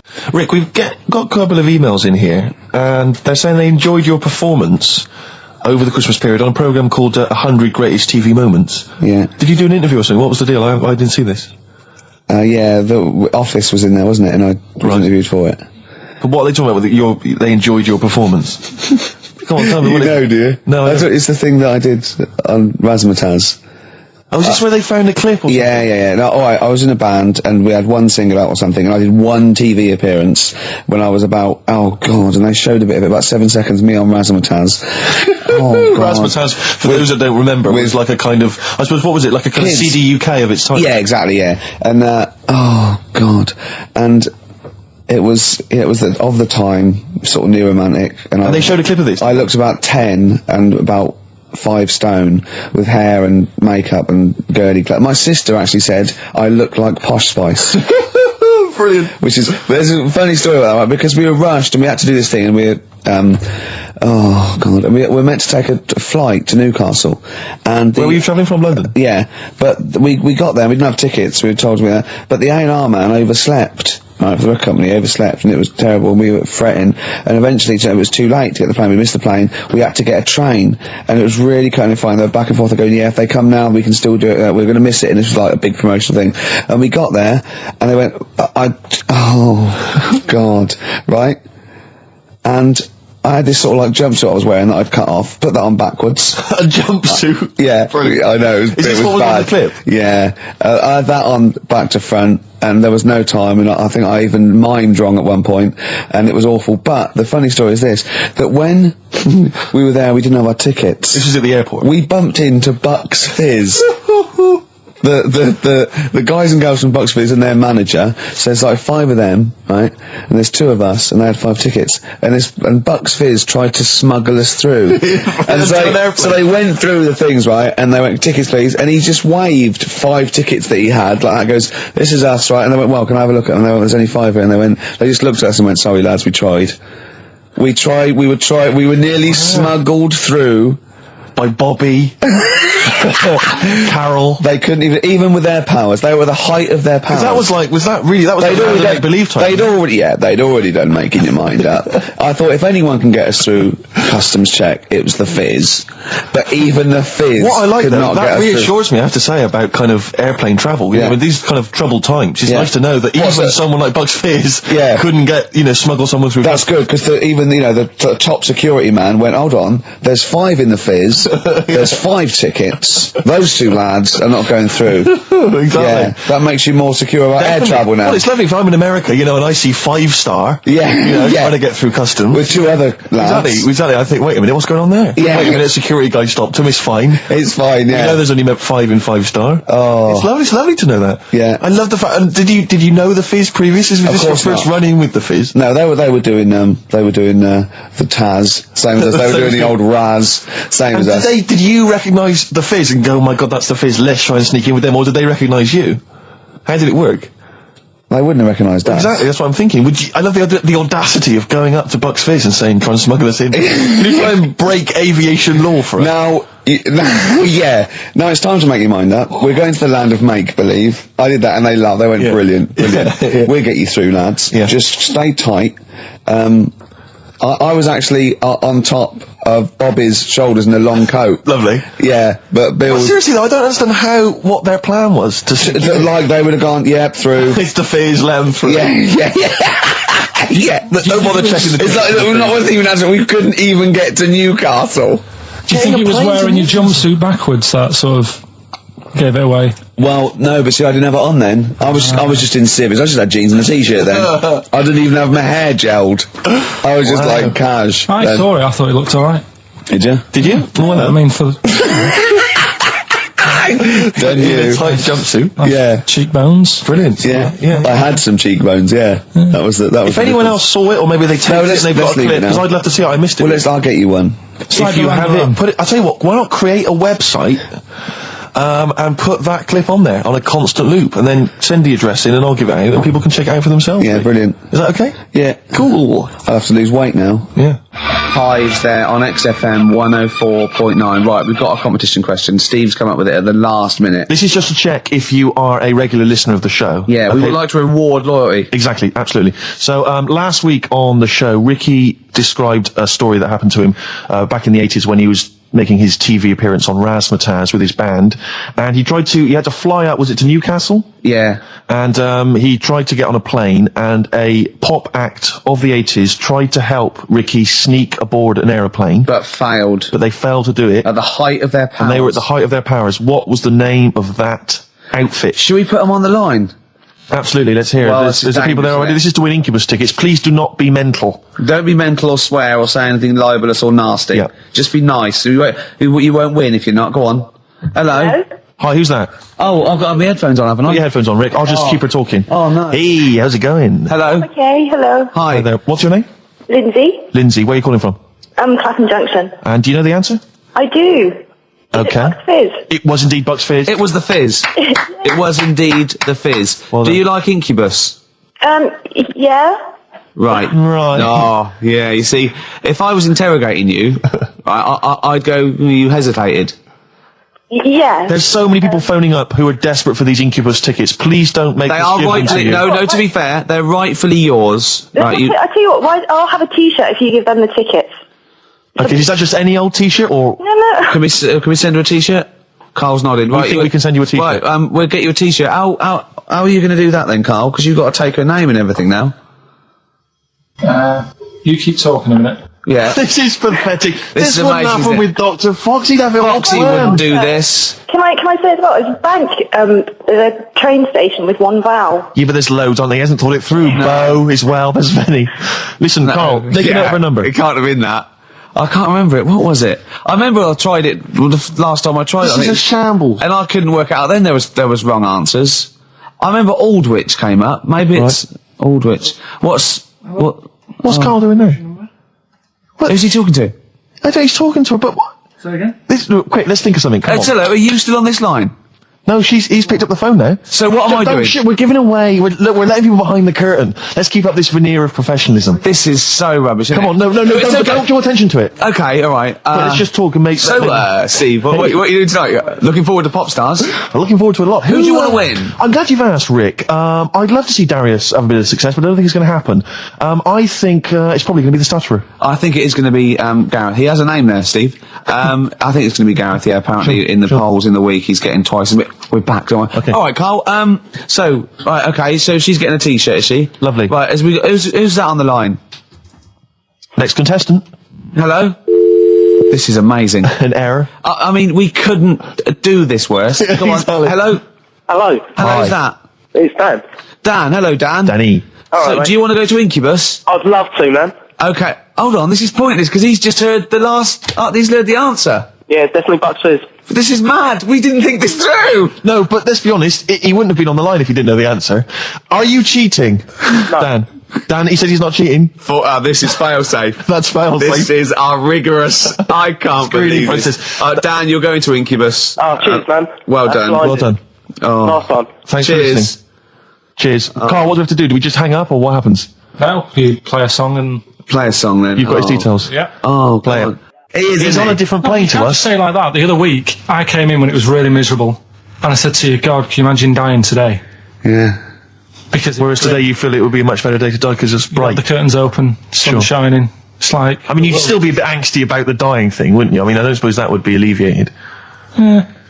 Sure. Okay. Well, hopefully we'll still be broadcasting, when one of us reaches that happy moment, and we can check. Yeah. It's quite a lot of emails, Rick, coming in about band names. I think a lot of people are going wrong for a simple reason. They think it's funny to have an ironic band name. Yeah. They think it's a bit comical. And I just don't think there's any great bands that have had a comical name that have made it into stadium filling. What was that band? Where's Me Jumper? What were they called? I don't know what they were called. I mean, the obvious example of one that was never going to make it internationally. Splodgeness Abounds?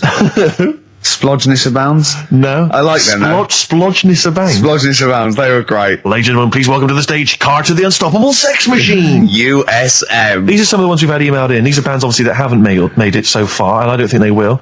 Ladies and gentlemen, please welcome to the stage The Lazy Birds. Nope. No. Ladies and gentlemen, please welcome to the stage The Paperclips. That's not a real band. That's what someone sent in. I don't know, but no band name is weirder than the others, and also you grow into it. I mean, the Stones and the Beatles are iconic because they are iconic bands. What you think you'll grow into? Ladies and gentlemen, please welcome Shuttle Rock.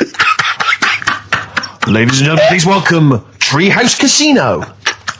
I don't think they're gonna... That's just made up! Well, possibly. Well, they all are, But they all obviously. are. But my point is, people say there's no logic to band names, but if you think a band name like the Smiths, that's genius. It is, sums up everything that band is about, the kind of... They're capturing that mediocre world of grim up northness, My favourite, Sonic Youth. Sonic Youth is genius. Nirvana. These are incredible band names. So there is some logic to it. I genuinely believe. It's not just arbitrary words. What about The Madness? Cure. The Cure. Madness sounds rubbish, but they're good, aren't they?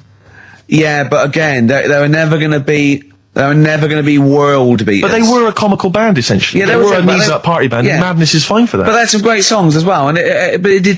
Then it sort of turned it all because then. I mean, Rick, I don't know how many members. Not Home Today is a great song, and this is from an email. I don't know how many members of the band there are in Chimney Factory, but if there's 5 people, who decided? Have they all agreed? Yeah, that's the best name. Do you know we what can I come up with. decided? Dell. Right. Well, he started the band and they rehearsed around his house. So Dale went, look, it's called Chimney Factory because my granny's doing it. They go, all right, Dale, but it's not. I've got some other, but no, it's called Chimney Factory.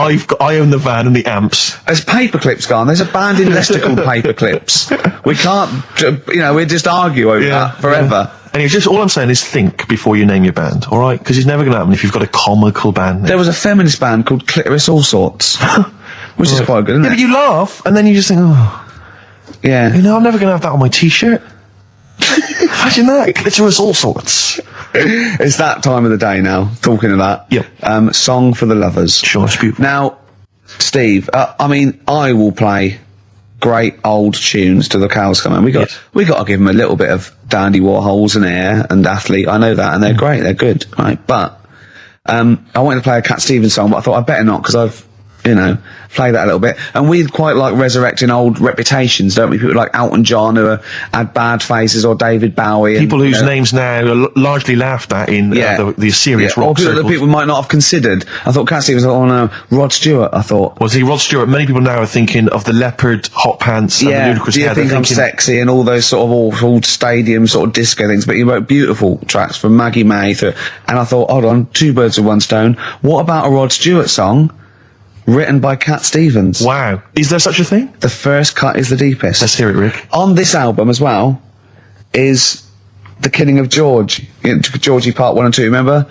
About the gay bloke. Georgie Boy was gay, I guess. His favourite song. Carl's favourite song, right? Yeah. And I was going, oh yeah, I remember that, yeah. I said about, And I said, did not intend to take his life. He just pushed it when he gets mugged and killed. Do you know what he said? I was sitting outside, I was singing, he went, well, as I said, they go out too late. They go out too late? He meant gay people go out too late. He went, no, they do. I went, what do you mean? He said, well, they're always out, they go out, or when people are coming home. He said, if he'd have been in bed by 10, he'd still be alive today. That's a sobering lesson. And he went, there's one that works here, and he's shattered every Monday. Oh, if you're gay and you're listening, just be in bed earlier. Go out when sensible people go out. Yeah. You're right, we're not on the continent, Carl. If you're gay and you're not in bed by 10, go home. Yeah. I don't get it. First cut is the deepest, Rod Stewart. It's the phone. Answer it. See who it is. Can you give us a second, listeners? Just amuse yourselves for a moment. We're just speaking to Carl's just on the phone there, speaking to someone. We'll just keep you abreast of who that is. Current time it's 10 to 3. Wants to know if you're doing a live show somewhere tonight. So just a private call now. Asking Ricky. I am, yeah. Later. But I don't want to say it now. On television. I don't mind one person now. I don't want to get from out the office and often performs live at different venues around the country. So while those two take care of business. All right, guys, have you finished that private call? Yes. Jeez, that was outrageous. Star Sailor and Poor Misguided Fool. With me, Steve Merchant, and Karl Pilkington. The K-Man, round of applause for K-Man. Yeah. But no one's announced who you are. Ricky Gervais. It's XFM 104.9. Saturday afternoon. If you didn't know that, I don't know why I mentioned it. That was stupid, really. You must know that by now. Well, we've got some great things coming up. We have indeed. We've got songs and chat and things. We'll also, of course, be running through the white van man questions from the Sun again, but this time Karl will be answering them. I look forward to that. Yeah. Can we do that fairly soon? Oh, there's some good questions this week. Yeah, we will, but as I was coming in, there was like a bunch of posh lads, I think university students, trying to get in, because they're doing one of those scavenger hunts that they have to get points for charity and do stuff, and one of theirs is get on a live radio show. Right. So I sort of felt sorry for them, so I said they could come on here just for 5 minutes. Who are they? All right. They're just are they toffs? They are sort of like toffs, but they're trendy toffs. They're obviously trendy toffs. I don't know what's that. Is that like Lady Victoria Gervais? Is she no, I don't mean that. No, they're both sort of like that. Will of Pop Idol. Right. They're like him, sort of like trendy but posh. Okay. They seem nice enough, and they're doing it. They're just for a cancer charity, and they just get. They got for what is it like? They got their sponsor to do various. Exactly. I don't know quite how it works, but they're gonna come on and because we get for coming on this live radio show, they get 17,000 points. Right. Good. If I can put that in context. Yeah. If they were to say to help deliver a baby, they only get 7,250 points. But it's much easier. It is. There's lots of women just happily dropping sprogs all over the place. You can't get on a live radio show these days for love nor money. That's true enough. You know what I mean? Yeah. So when are they coming in? Carl said they're going to just 1:30. I had a word with them. Okay. What did you make of them? They are posh. Really? But they said they're going to wander about and go and see if they can deliver a baby and that, and then come back here for 1:30. And I don't know if it. I hope they don't leave a baby sort of half out. You know, if they've got it. You know, they're push. Sorry, we're gonna have to shoot off. We've got to go and see. We've got to play an instrument in a marching band for 8,500 points. Well, I did say be here definitely at 1:30 because I don't want you getting in the way of the white van questions. And the other thing is, right? They get 7,500 points for delivering a baby, but they get 9,000 points if they cut Peter Stringfellow's hair. Well, he's very precious about his hair. It's a more delicate operation, isn't it? There's more that can go wrong. That's true enough. Take an unconventional animal for a walk in a park. What is an unconventional animal? I think that could be a dog that just doesn't play by the rules. Yeah, that's a dog that's into Slipknot. Yeah, that wheeze in a urinal. Yeah, exactly. Standing up. Exactly. Yeah, well, I'm looking forward to that. Yeah, I'm sure they're lovely guys. Good luck to them. Yeah, we'll see you later. Well, we're back, and there's a few more people here. Absolutely, well done. Yeah. Well observed. Yeah. Do you want to say hello? Yeah, Hi guys. And what are you doing here? This is Mark and James of Sco and Belch, and we're here. Sorry, your names are what? Sorry, say the last bit again. Oh, what? Sco and Belch. Sco and Belch? Yeah, that's right. Do you want to explain that? No. No, from the drinking games, I imagine. Yeah. We've got worse names than that, but it's radio, so. Sure. Now, you're presumably students? We've just graduated. Well, we kind of graduated. We've been in work like about a year or two. And what do you do? I work for a management consultancy. I work for a distribution company up in Birmingham. Well, okay. So, Now, very what you're doing is a scavenger hunt, and you're raising for cancer charity research. Right, and you've got to do. And this is we're just helping you out here because for 17,000 points, you have to get live on a TV or radio show. That's exactly it. So here we are. That's why we're here. Yeah. Do you ever listen to XFM? I know of it. Yeah, I listened to it a few times. Sure. What kind of music? What kind of sounds would you normally be into? I love cheesy radio, sort of school disco, sort of 80s stuff. Sure. Sorry, what was your name again? Mark or Sco. Okay. And you're Belch. And what sort of sounds would you be grooving to? Belch? Cheesy. UK garage. Well, Craig David. A bit of house, just very occasionally. A bit of cheese. It depends what kind of mood I'm in. You know. Now you don't listen much, but I mean, kiss a celeb because Carl. Yeah, we actually want to do that with you, Ricky. Is that all right? No. That's not going to happen with Ricky, but Carl's now got his name mentioned in Heat magazine. Is that right? Well, that's if you want brilliant. to snog Carl, we'd love to see that. I mean, we don't want to snog Carl, but I mean, we were thinking if there was kind of a female presenter here, we might be able to do something. But what are you saying? A female placenta. Well, if you've got one. Have you seen some of the female presenters that work on XFM? Oh, presenter. Is that why they're on radio? I thought you said placenta. That's unlikely. I know. Well, now what's the other things you've got to do here? So what are some of the things you've done already? Well, some of these worry me, like start a fire in Pudding Lane. Oh, we've done that already. For 4,700 points. Well, I'll tell you what we have done. We've been on Phantom of the Opera stage already. Have you? Yeah, we just asked the stage door guy. And, that wasn't during the show, I see. No. And that's right. He actually mentioned that we shouldn't speak about that too. Otherwise he'll get sacked. But he was really kind to let us on. We've jumped in Trafalgar Square water with doing a sort of Friends impersonation, so that was right. How many points did you get for that? We got 2,000 points for that. We got 8,000 points for being on the stage at Phantom of the Opera, and we get double that. We get like 18,000 points, which is almost the maximum for being here right now. Really? So that's absolutely great. Honestly, I wouldn't worry about the little things. I'd go for the big. That's it. We're not interested in the little stuff. We want to go for the big stuff. Yeah. So what the big ones are? Get on stage with S Club 7. That's not going to happen, is it? When have you got till 6 today? Well, S Club 7 are on at the London Arena at about 2 o'clock. So good luck. Okay. I think it's going to be very, very difficult to get on there. But I think so. Yeah. Get in the vaults of a bank. Yeah, some of these are bordering on the illegal. That's 20,000 points for that. Like getting a cage at London Zoo. Don't do that. I mean, there's 10,000 points, but don't do it unless it's a penguin cage. That's what we were hoping. Just some kind of timid animal we might be alright with. Yeah, sure. If anyone's got any good ideas for sort of funky things to do on air, then okay. Well, if you leave your number and anyone calls in, they can help you. Then well, maybe some of S Club 7 are listening. Well, let's hope so, because we love them to bits. If they are, it is for charity, and the points get awarded into money for colon cancer research. So it'd be absolutely fantastic if we could. Yeah. So Bradley, John, Tina, if you're listening. Yeah, if you're listening. Or any celebrity out there who's a female celebrity, we need to snog them. It doesn't need to be a long snog, but if we can, that'd be great. This is good for 7,000 points. This looks like a good one. Play the organ in a church. That must be easy. Is that a metaphor? Yeah, but you know what church people are like. It says the bigger the better, so it might be. That's got to be euphemism. Yeah, it's got to be, hasn't it? Yeah. Well, thanks very much. Good luck. Good luck, guys. Get an arrangement standing outside Les Mis looking Miz. That's going to happen. That's good. Man, a big gun type thing on the HMS Belfast. That well, we've got a big gun. It's just finding the boat, which is the problem. Oh, calm down. What was your name? Bo? Poe? Sco. Thanks very much. Thank you very much. Cheers. Bye. From their greatest hits album, that's Outcast, and a track called Rosa Parks. Like it. Yeah, enjoy it. Now, we just had a call from someone impressed by Karl, and Karl's very pleased because this guy has actually done a PhD on Che Guevara. So in theory, whatever subject he chose, in theory, he's probably one of the experts in the world on this particular field. Now, hello, are you there? Yeah, I'm here. Hello, what's your name? My name's David. David, now where did you do your PhD? At UCL. So at UCL, mild college. And what was the actual title of the PhD? It was Che Guevara's influence on class struggle in Europe in the 60s. And what did you think of Karl's performance? I thought he did really, really well. The only thing, I'd never heard those last words before. So Karl actually knows something you don't know. Yeah, possibly. Although you presumably not take that as verified information. You probably wouldn't take everything Karl said as gospel. You'd probably look it up yourself, would you? I probably would have a look, yeah. Did you know about baby's eyes? Sorry? Did you know that baby's eyes don't grow?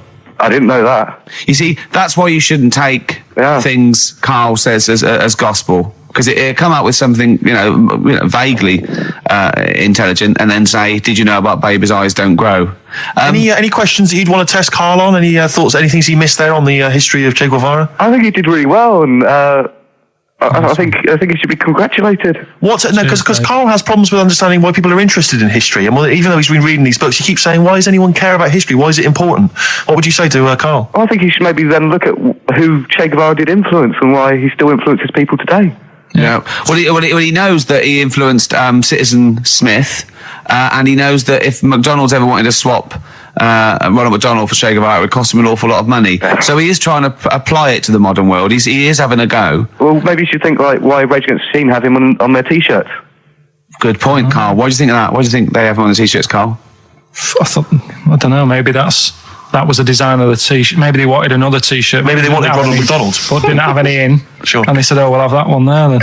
Well, thanks very much. Just before you go, do you think Karl would be an interesting subject for a PhD?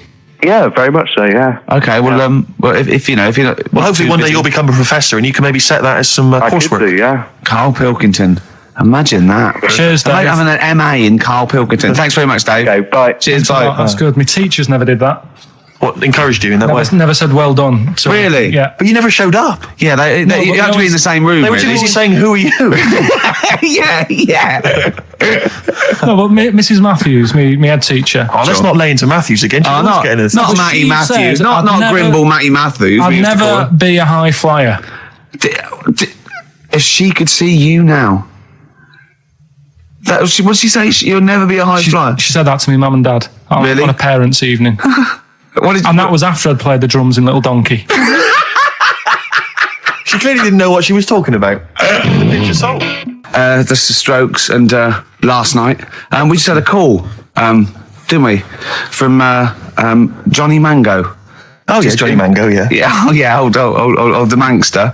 And he informed me that one of the Wurzels is dead, and I didn't know that. Yeah, Adge Cutler, who was the lead man, I think. Yeah. He said he died the most rock and roll death you can die. He said he was apparently driving on a terrible cocktail of cider and other things, presumably. Yeah. Apples and jams. Yeah. And he crashed into a tractor. And I wonder, is that true?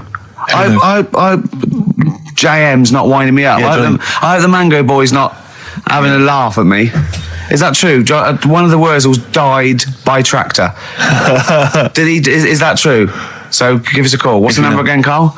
08700 800 1234. If so, I'm sorry that I disrespected them. I didn't know. Table 60. Lisa Tarbuck.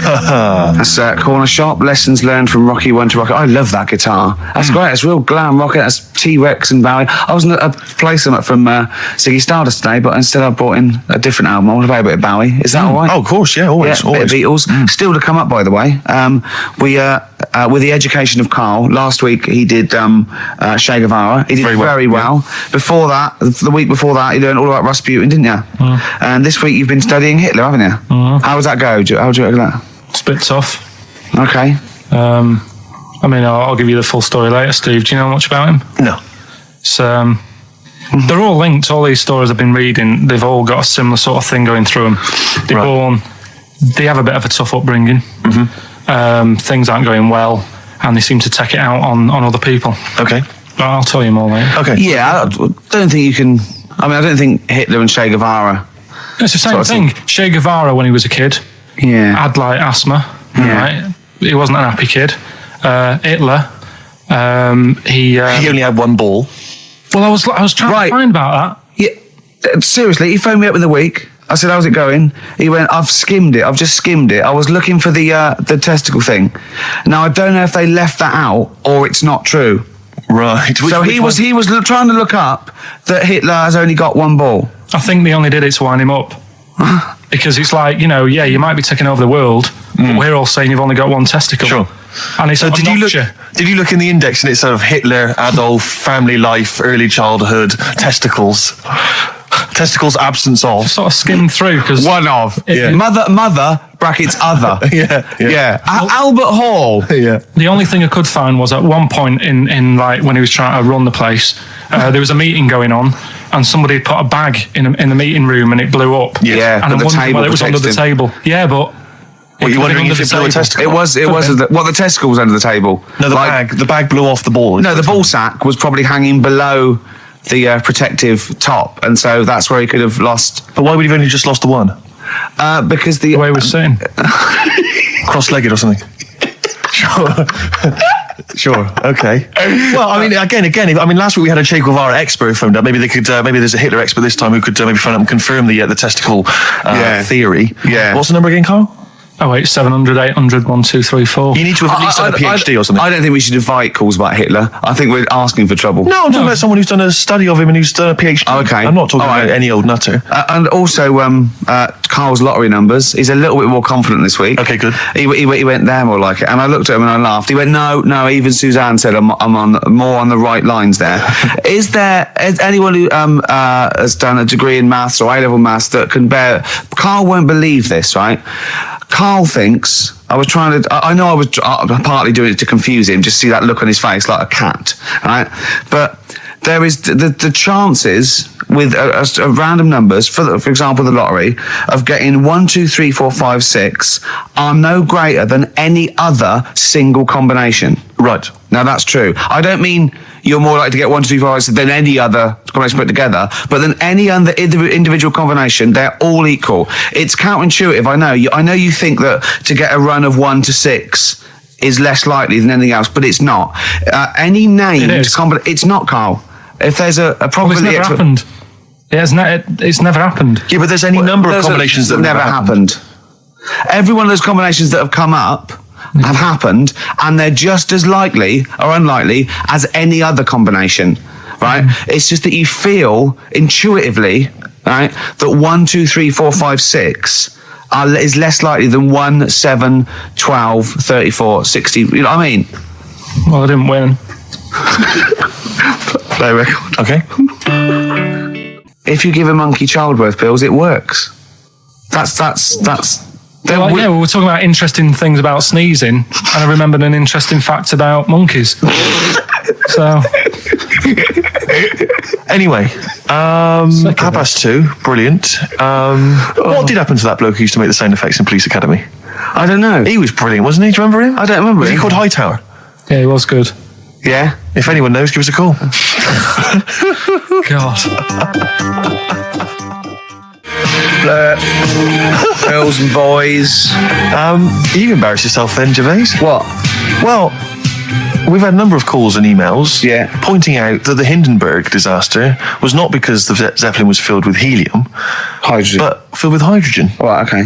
Well, I thought about that when he told me in the week. Yeah, but I assumed he must have got that off from the documentary, so it just went up. So that's probably why the voices didn't go. That was probably why it didn't feature in the documentary. Yeah, but it seems to me we should have thought of that. I mean, like it's school fates and stuff where they're like filling little balloons with helium. Yeah, there'd be all kinds of horror stories if they were just just blowing up, left, right, and centre. I don't think you can just blow helium up like that, can you?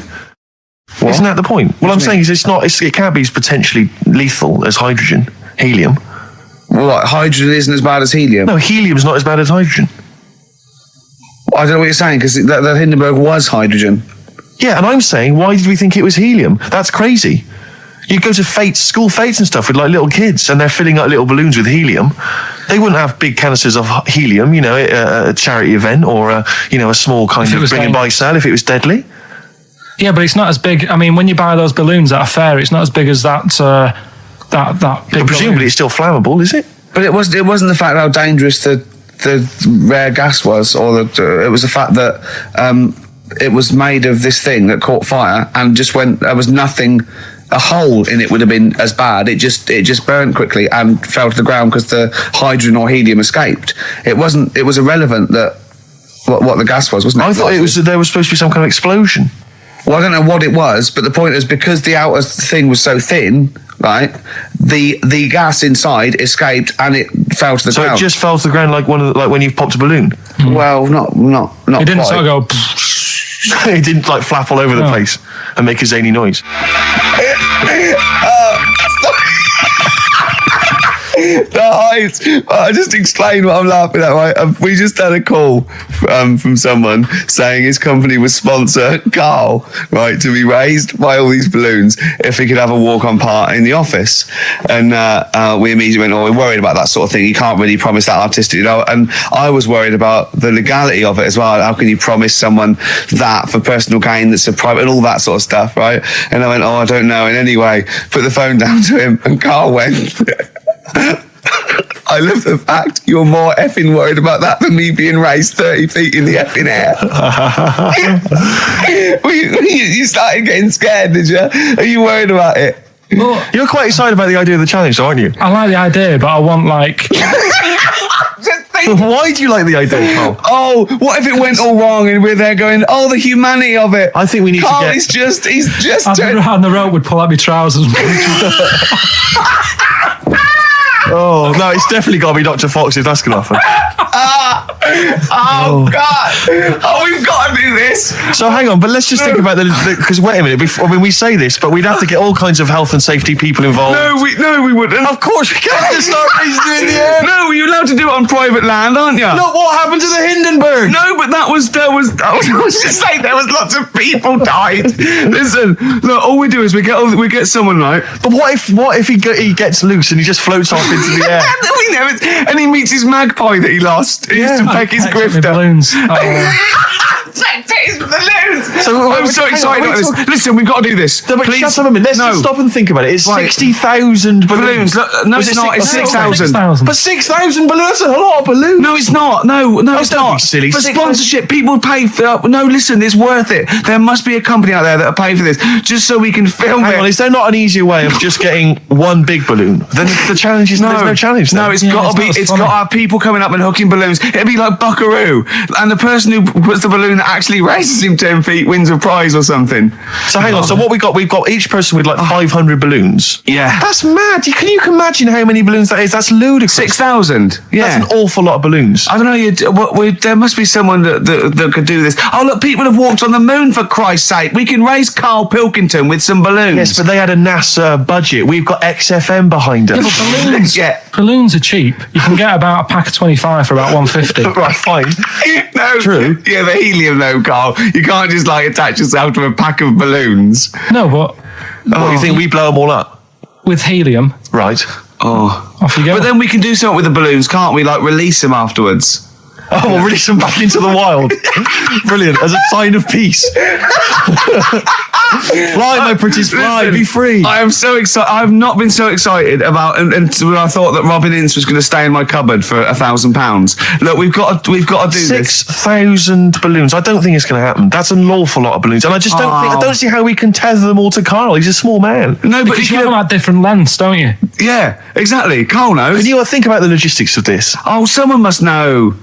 There must be a company. There's a bloke willing to do it. I know he doesn't know the technology of it. He's willing to sort of stumble. And a company just has access to helium like that. So we can do this. Come on, London. Someone's done Londoners. It was on the internet already, so someone obviously has done it. Yeah. So they didn't say, "Oh, we can't get hold of the balloons." No, they probably worked it out, didn't they? Carl, you're more excited about this than anything else. About your education, about your exam results. You're so excited. And we'll have a little rope. We'll like flying a little kite, a little Carl. We're like, let's go, Carl. What will you wear? Like a one-piece jumpsuit? Yeah, it'd be lovely. With sponsorship all over it? Oh, it'd be great. You're like Jackie Stewart, and just as you go up your little face, oh my God, I'm not going to sleep until this is done. This is the most exciting thing ever. Only 10 feet.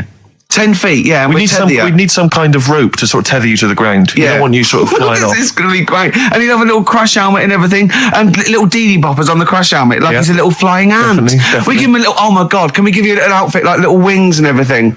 Can we paint your face with like children's paint? I'm not doing all that. Why?